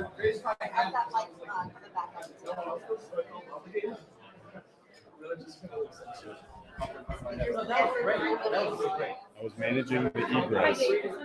Oh, hi. Oh, thank you very much. My husband found Malice 10 years ago, and we kind of found everybody back. Too early to drink. I was up too late last night. Normally I would. I feel like a zombie right now. I've got two drinks in me before I fall asleep. Yeah, it was so annoying. Literally got like kids got the day I was supposed to leave. They were all fine. Like we were really running out of sun. He was fine. My daughter, they were just sick today. And so just couldn't. They're like, yeah, this ain't happening. Unfortunately, I really talked to them about it, but I haven't officially worked out with them, but I really want to. Yeah, I saw like a lot of you guys aren't on there yet, but I know they kind of scheduled it on speaking videos. I was super Oh, okay. I'm actually gonna reach out to this week, so I gotta figure that out. Yeah, I really love to do it. I'd love to. I'm so happy. Yeah, Tom's School of Life. Let me get out my shitty Motorola. I mean, seriously, look at this.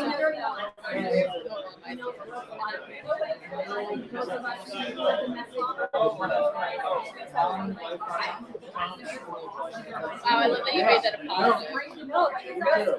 Right now, it's a, Yeah, no, aside from my son's language, which, it's tough to lose.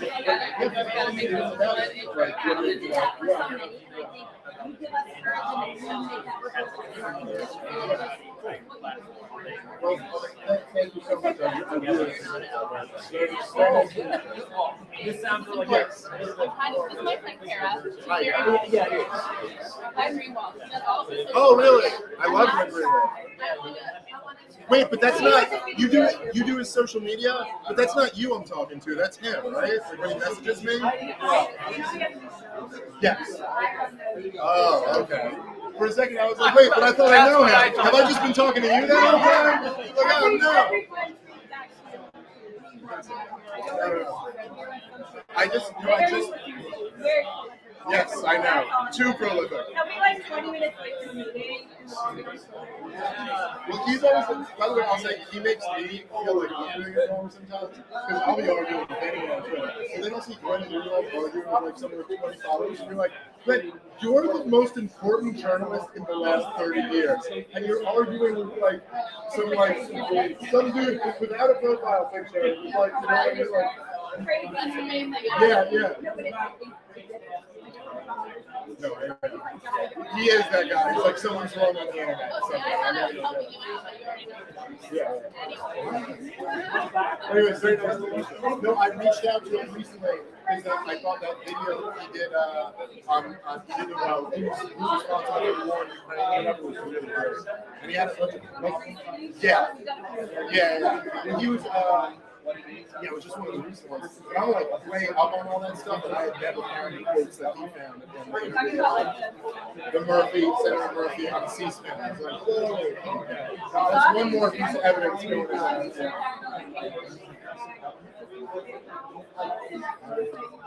All right. Okay. They only let you edit for like a couple hours. So yeah, I'll tell you guys next time. Oh, awesome. Awesome. I want to get him on my podcast, but I haven't asked him. No, just message, just Twitter message.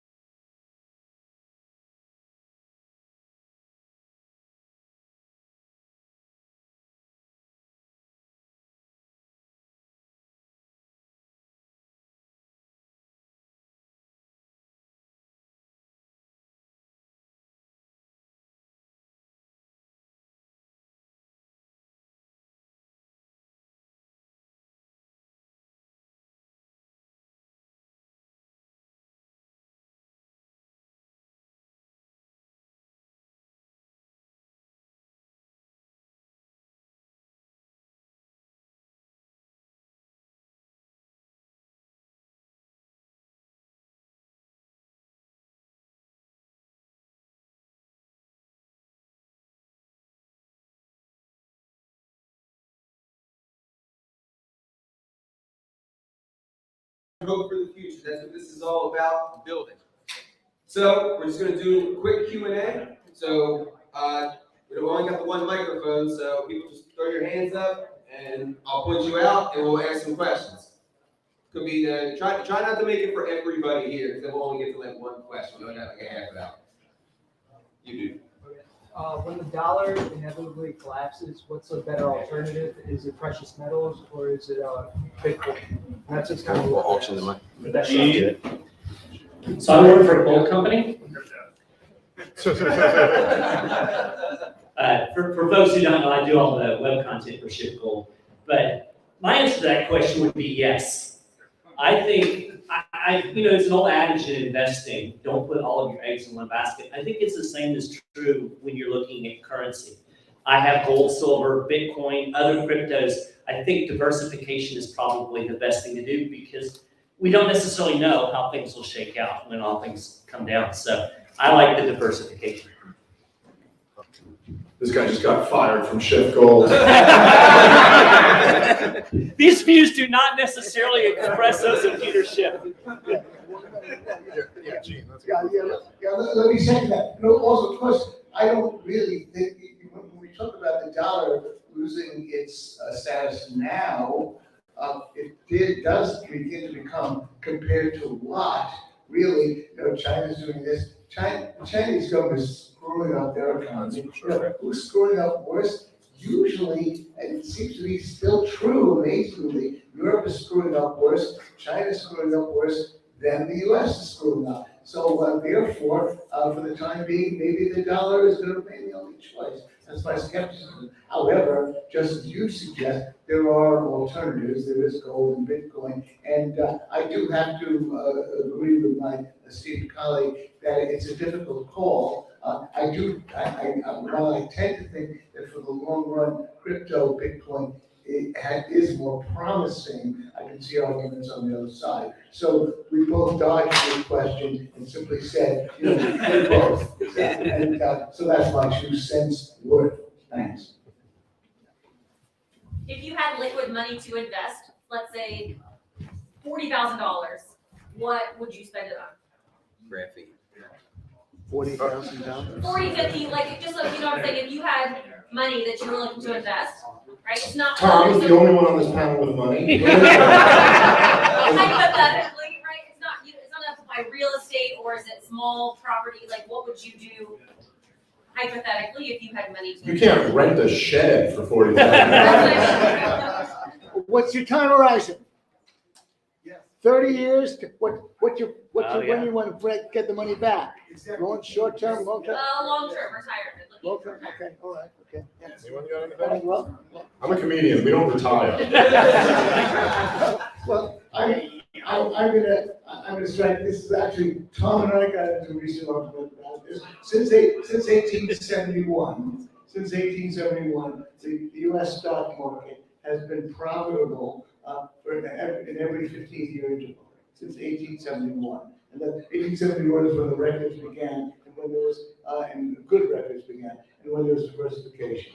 And that was like 15 years ago, you would have been profitable and ahead of measures of inflation.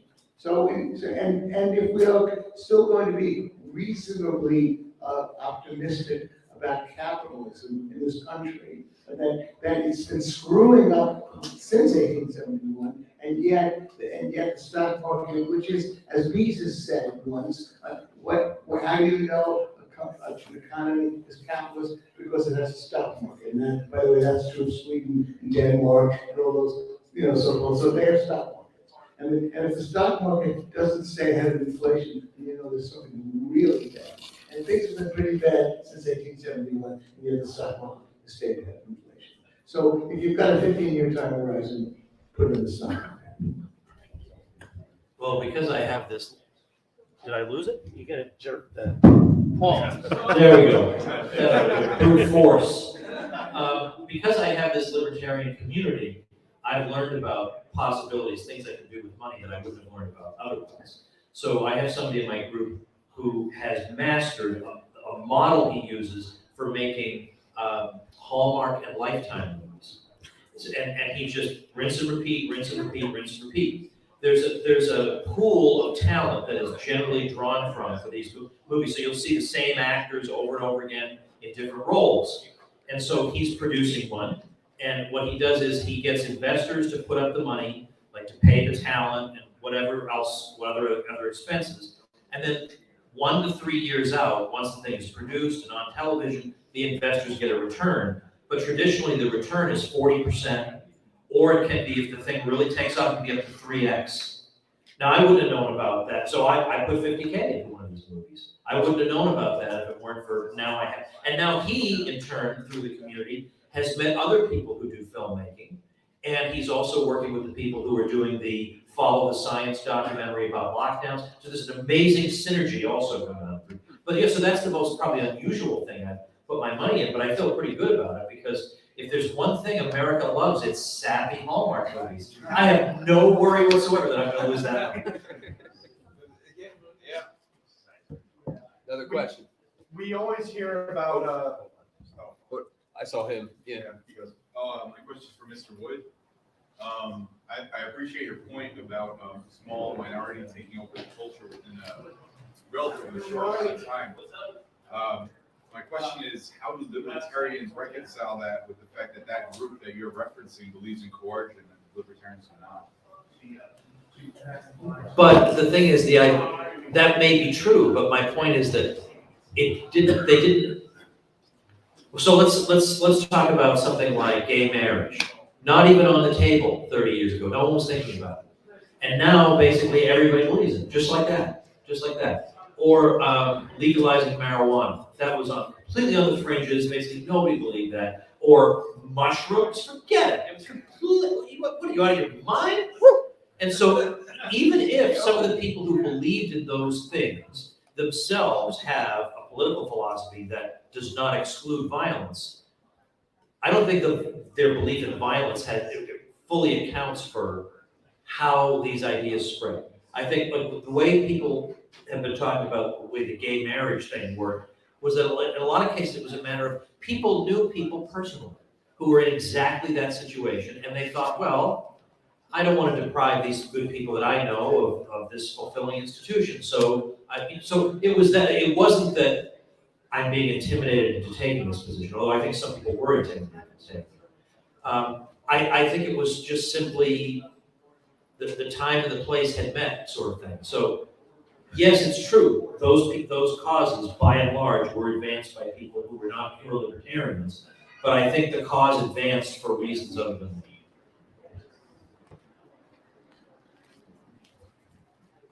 all right. We always hear about universal health care, Medicaid for all, that kind of nonsense.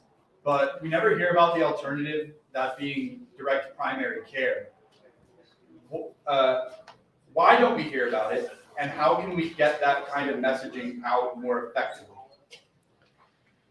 Well, those doctors themselves need to be better proselytizers in general. But of course, I do have yourfriendsarewrong.com. It's my ebook on healthcare, and it does talk about if more people would read the Woods ebooks, right? What problems would remain? Ukraine would be solved, healthcare would be solved. I even have a guns one. You're wrongaboutguns.com. Your Facebook friends are wrong about guns. Now, your Facebook friends, Maj, are not wrong about guns. They're 100% right about guns. They're carefully curated. Can I say real quick how fucked up it is that Scott Gordon's been working for years on his book on Ukraine, and Tom Woods just banged out an ebook. He just put it out there. And by the time Scott's finally done with it, Tom's like, are you still talking about Ukraine? He can't do that. I'll add to that we as libertarians also have to be the ones to do things first. So, it's the bottom. Okay, there we go. We have to be the ones to do things first so that we can tell other people from a place of experience and a place of trust. So like, we're all libertarians. More of us than average probably know about direct care doctors. Who here has ever used a direct care doctor? Yo, oh, good for you. Still a minority. I have too. So I can say from experience, like, yeah, we went there and the most expensive thing was an MRI at $300, where it would have been, 5 figures probably if you went to the hospital through insurance. So, I mean, I think we have to be better exemplars, meaning those people that didn't raise their hands, check out direct care doctors. And not only do you need to go and read Tom Witt's books, you need to go to the 10th Amendment Center. Because this has actually been one of our policy areas that we've supported states that have passed laws to make it easier for these doctors to operate in those jurisdictions. And people say, well, that seems like a weird thing to be fighting against the federal government. What does that have to do with it? Well, it has to do with it because it creates alternatives. And that's very much what we're about. We're about creating alternatives, whether it's for money, whether it's for healthcare, all of these things. We want to create alternatives, and then that gives us the opportunity to take human action. Big word title. Like that.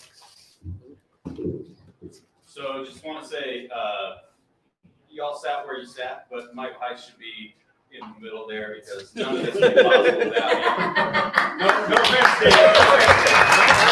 That was a late addition. You wanted to sit next to me. He didn't even want to be on the panel. I'm the reason he's here. So get a seat. But I want to ask Maj, so you're very successful with the Second Amendment. What's your next project?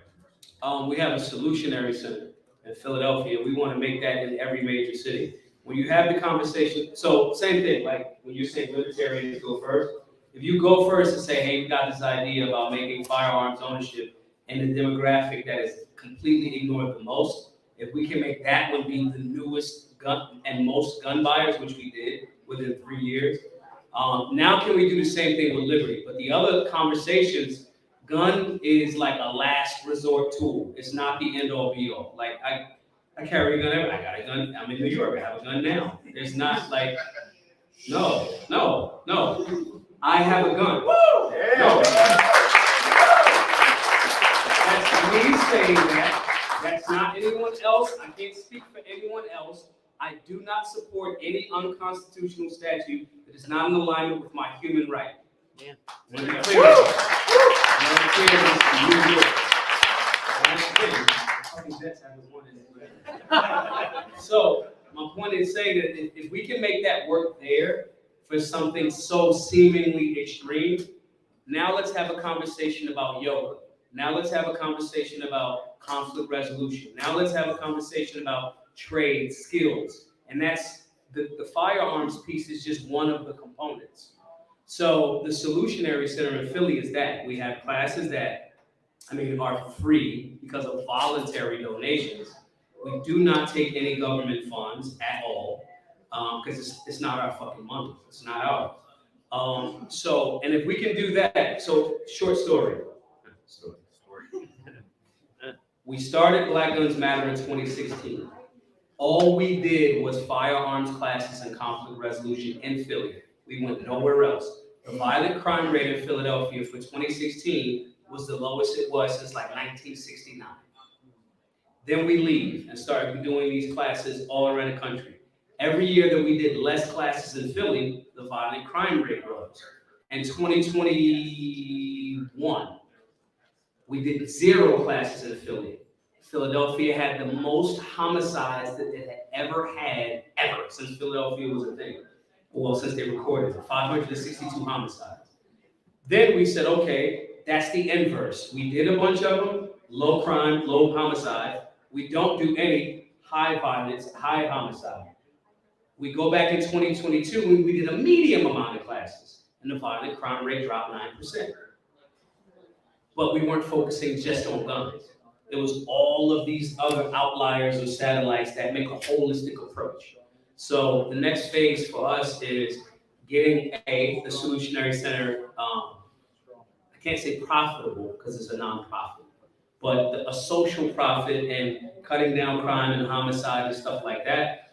And then getting with like rich dudes to be like, hey man, we've shown value here.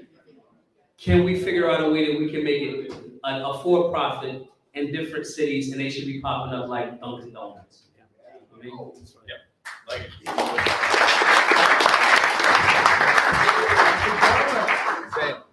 Sorry if this question is too serious for this panel, but I was wondering who would win in a fight, one Dave Smith or 2 Tom Woods? A fist fight between me and Tom Woods? No weapons. Tom has a low center of gravity. He gets inside. Dude, Tom's like my hero. And Yeah, but I think the way he worded it, I took it as, it's one Dave Smith versus two Tom Woodses. I think that I Two Tom Woods is like fucking up. I'm trying to be nice. I fuck up two Tom Woods. I feel like Tom Woods, like I could get one of the Tom Woods with a like, hey dude, look at that, and just knock out the other one. Yeah. And I'd be right back to a one. Yeah, but then I'd pull my jacket back and I'd say, I've got an old Maj Touré on your ass here, so you watch it. Tom, you kill one Tom Woods, and then he was like, that was just my ego. That was really big, you know what? There's more keep popping up. Facebook friends can't be wrong about this many things. You're doing a terrible job curating your Facebook following. You're wrong at everything. My Facebook friends were wrong about Tom not whipping. His ass. He's got a question. Oh. I saw her. She goes first. I already asked. Of course. Hi, thank you so much. I actually wanted to start with a story. Okay. I came to US in 2015. I was trying to find a political party that actually makes sense to me. Neither of the options that were presented to me were actually making any sense. I got to know a little bit about the Libertarian Party in 2019. I started to reading a little bit about it, and then the whole issue with COVID happened, and so on and so forth. I started volunteering for the Libertarian Party, or trying to volunteer for the Libertarian Party for the past 2 years. Never received an email, a text, something that acknowledges the fact that I'm interested. So my question begins here. I hear from all of you a little bit on the idea that the problem is the outreach. I don't think that's the problem from my fresh perspective. I think it's actually getting people who are interested involved. I was interested. I've never been to any groups or any gatherings until I found out about today, and I came here today. So my question is, how do you think we should get people involved? Because if I was interested to be a Republican, I'm sure I would have gone a lot of tools to, get my vote, but that's not the case with your party. This has Michael Heiss written all over it. Are you here in New York? Yeah. Okay. So one of the things that we're trying to address with Project Decentralized Revolution is that there's never been a plan for the Libertarian Party. There's just been like, hey, we're the third largest party, and we like property rights, so you should run for office. And that's it. That's the whole thing. And so there hasn't really been any evaluation of what is a strategy that is realistic and maximizes our opportunity within that political reality. And if you don't have those kinds of things set up, you can't make specific asks of people. So if you don't have a strategy, it's hard to ask somebody something specific to do. So that's what we're doing. So now the question is, we're trying to run for a city council. Can you run for city council? Can you help somebody who's running for city council? All right, maybe you live in New York City and the city council's not gonna work there. You've got legal weed here, maybe you can do Shrewd, it's a left-wing city. It's incumbent upon the party to pick up a strategy and then provide a choose your own adventure pathway for people. We have to have a political strategy, we have to have an issue strategy. That's what we're trying to do with Project Decentralized Revolution. So if you are interested, you can go to runislibertarian.com and we will train you, and we got training with Larry tomorrow, and we are making the asks. The New Yorkers are at the table right over there. Actually, yeah, I was gonna mention, I remember you mentioning the Detention Center and how can I get involved. But the reason I brought this issue up was I was going through college experience in the past 4 years.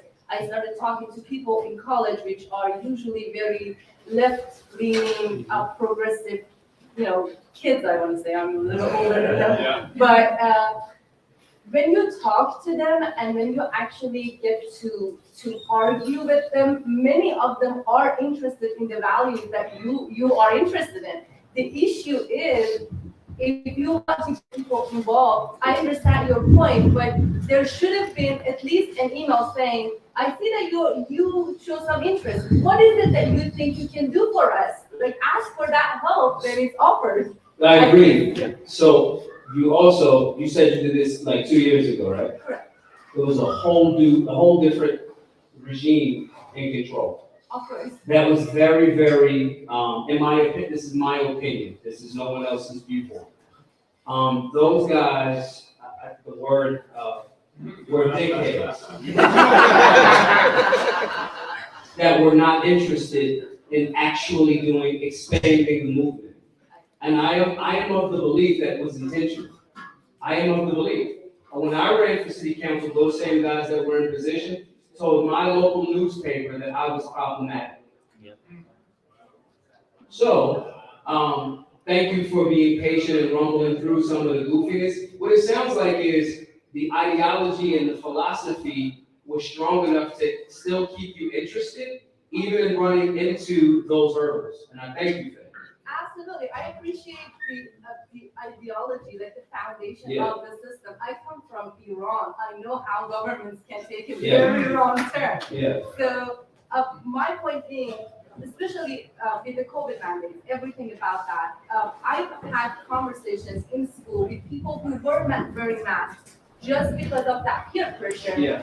It would have been a great opportunity to be, as one of you mentioned, I don't know which one, the word popular and part of the gang. It would have been a great opportunity to bring a lot of young students and have them involved just by saying your views on the whole issue of COVID. That means that lived experience that you have, what you don't like and what you learn as a leader, what you don't like as a follower, you don't do as a leader. So now you have this lived experience. So for you, now we're gonna hold you to task. Does that mean those New York guys are over there at that table?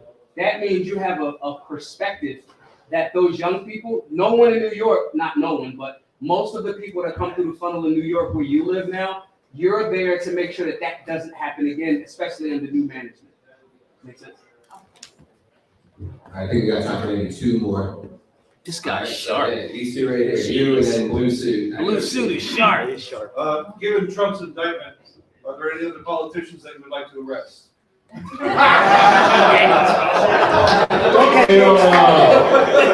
mean, honestly, it would be a much shorter list of the ones I don't want to arrest. Thomas Massey, Rand Paul, Mike Lee, Eric Brakey, anyone Phil Bishop in his local Republican chapter there. Well, yeah, Gates, I gotta know more about his history, maybe he shouldn't be arrested. Ian in West Virginia. Yeah, okay, there's one more. Like, it was, but honestly, it would be a short. No, look, I honestly don't actually think that, like, just all politicians should be arrested. I think that, I don't think necessarily like a congressman or something like that for a vote that they take should be arrested. But I find like no problem in arresting presidents for like violating international laws or like arresting high up people in the military for war crimes. I mean, like there are laws that they've agreed to. They've signed oaths to the Constitution. We have international treaties. Like I see no reason. Like for example, like just one example, like Bill Clinton, when he went to war in Serbia, he knew he couldn't get a UN resolution for it because Russia had veto power. So he just did it. He just did it through NATO. Like, he should go to jail for that. But it's like no reason why he shouldn't. It's illegal under international law. Trump should go to jail for other things, not for paying off a loan. Briefly, I just got another book to recommend. There actually is a book called The Prosecution of George W. Bush for Murder, and it was written by Vincent Bugliosi, who wrote about Helter Skelter, who wrote about the. It was actually a very well-reasoned argument, of course, indeed, the prosecution, because it really should be and could be prosecuted for murder, and as Dave suggests, it really applies to not virtually, but all of them since George W. Bush and many prior to George W. Bush. I can't think of an exception right now. Thanks. There's a great video, if you ever see, of Noam Chomsky, who had a big influence on Gene Epstein. Yeah, Gene Epstein did one of Tom Wood's podcasts all about how Noam Chomsky influenced him. And he lost his mind over the last few years. He totally humiliated himself and just totally ruined his whole legacy. But he's also 98, so I'll kind of give him a break for it or whatever. And if you've seen him lately, it does look like COVID would kill him. But he has this great video, you can find it on YouTube, where he's just going through all the crimes of every post-war president. This is from a while back, so it's not I don't think it's up to the most recent presidents, but he just goes through every one of them and the horrific war crimes that they've committed. And no, there's no reason why America should not be, there's nowhere in that it's written into the stars or written into our Constitution or even written into our the tradition of this country that we just get to be the rulers of the world who are above international law and all other countries. It's just oh, the laws don't apply to us or something like that. So yeah, I'd like to see a lot more when we go to jail. I wouldn't even have a problem, even if it was selective prosecuting, if they were prosecuting Donald Trump for a real serious crime, I'd be fine with it. He deserves to be prosecuted for that. The problem is, it's just I saw one of these blue pill libertarians, our libertarian friends who struggle with the blue pill, and he was saying, he goes, well, look, no matter what you think, it's a good precedent to set that no president is above the law. And you're dude, that's not setting this precedent at all. They are objectively above the law. Nobody's prosecuting them for all these crimes. The only precedent that this is setting is that if you are perceived as an enemy by the political elite, then you can be prosecuted for some bullshit that probably 99% of politicians could be prosecuted for. They all commit, there's so many laws on the books, they all commit campaign finance violations and all of this shit. No, I'm not a fan of Trump, but they also are not a fan of Trump. And they're throwing the book at him because they don't want him to win again. And it's incredibly, it's a very dangerous move, man, to have the justice system be so blatantly weaponized for political reasons against the guy who is the front runner, against the sitting president of the United States by, I know they call this an anti-Semitic thing to say, but by a Soros-backed DA. And it's okay, so it's the number one donor to the Democratic Party is now also propped up a district attorney who's going to prosecute your political opponent for a bullshit crime. It's not even, the thing has never been used before, this new law that they're using to indict Donald Trump with. It's it's complete nonsense. So, that whole thing is a shit show, man. We gotta make this last one quick, because the company who's gonna be picking up the chairs is coming. So I got a blue suit. Okay, so I'm part of the New York Freedom Rally, right? Which I think we were the first in the country to completely resist all mandates, vaccines and masks. We're the ones who stormed Barclays Center, shut down all the restaurants over here, Olive Garden, Cheesecake Factory, all that. I think we were pretty much the first ones out in the streets, completely resistant. But why has it taken the Libertarian Party a little bit longer to resist the mandates? And why, and sort of following up, we also have two quarantine camp bills on the board, right, for New York, right? What are the Libertarians' plans to actually resist stuff like that? So one, I'll answer the first one, then everybody in this panel is probably you about to get ratio, bro. Again, the so-called lockdowns, which in reality were government overreach, that started 3 years ago. The regime that was in charge, that's in charge now, was not in charge then. I went super hard for this understanding of the leadership of this Libertarian Party because I can clearly see the difference. If not, I would be like, yo, Mike, fuck out of here, right? That's the reality. So the lag, same way to the sister's point here, the lag that you saw then is not the lag that you're seeing and feeling now. So that's the one part. And I just challenge everyone that may not be aware of that to evaluate that differently. Somehow, the reason why everyone is here now is because you guys and ladies feel that there's something different about this party. The reason why you feel that way is because it's by design.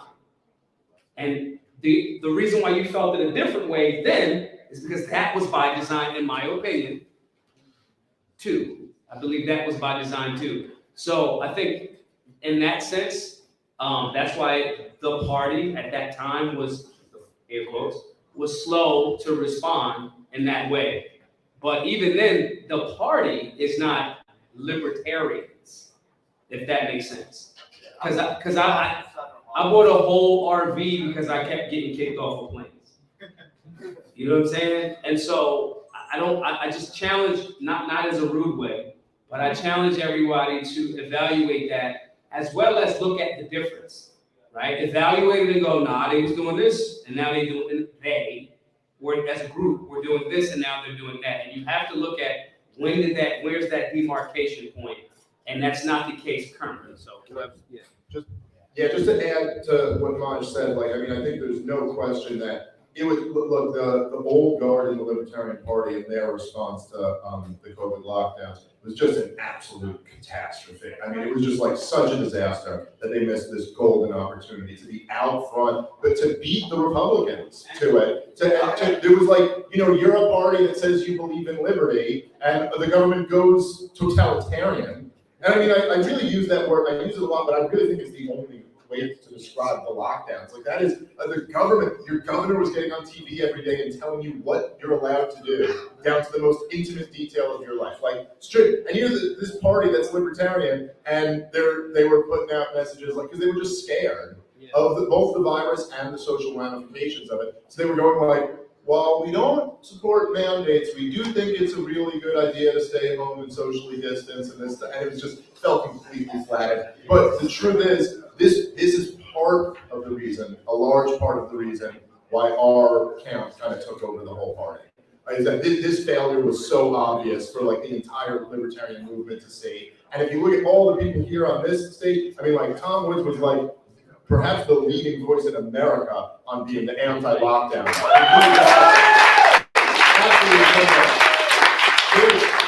And like in his like Harvard, Columbia genius way, like he can't put this way, he was a real smart guy. And he was giving us all the data and kind of pouring through it and finding the best of the data. All of us in our own ways were always, from the very beginning, completely against the hysteria about COVID. But look, you're absolutely right. The old guard of the Libertarian Party failed this test. America failed this test in large measures, but there's no question that this absolutely should have been the brightest of all red lines for the American people. Like, I mean, come on. Like, look, I understand that, like, what we conceive of as liberty is not what the normal person necessarily thinks. You know, if you stop some random progressive on the street here, they go, yeah, I'm for freedom. But, you know, like, they don't mean what we mean by it. But they still go, oh, it's a free country, or kind of, you know? But, like, this should have been over the line for anyone. That no way, we don't allow the government to mandate this, like, the most intimate parts of your life. So that's where we are now. It's like, okay, Americans largely failed the test. Democrats failed it, the worst. Republicans failed it, still really, really bad. Libertarians, unfortunately, even failed it. Hopefully, we're better as a country going forward from learning from this. I can certainly say that the Mises Caucus and the new regime in the Libertarian Party is not perfect.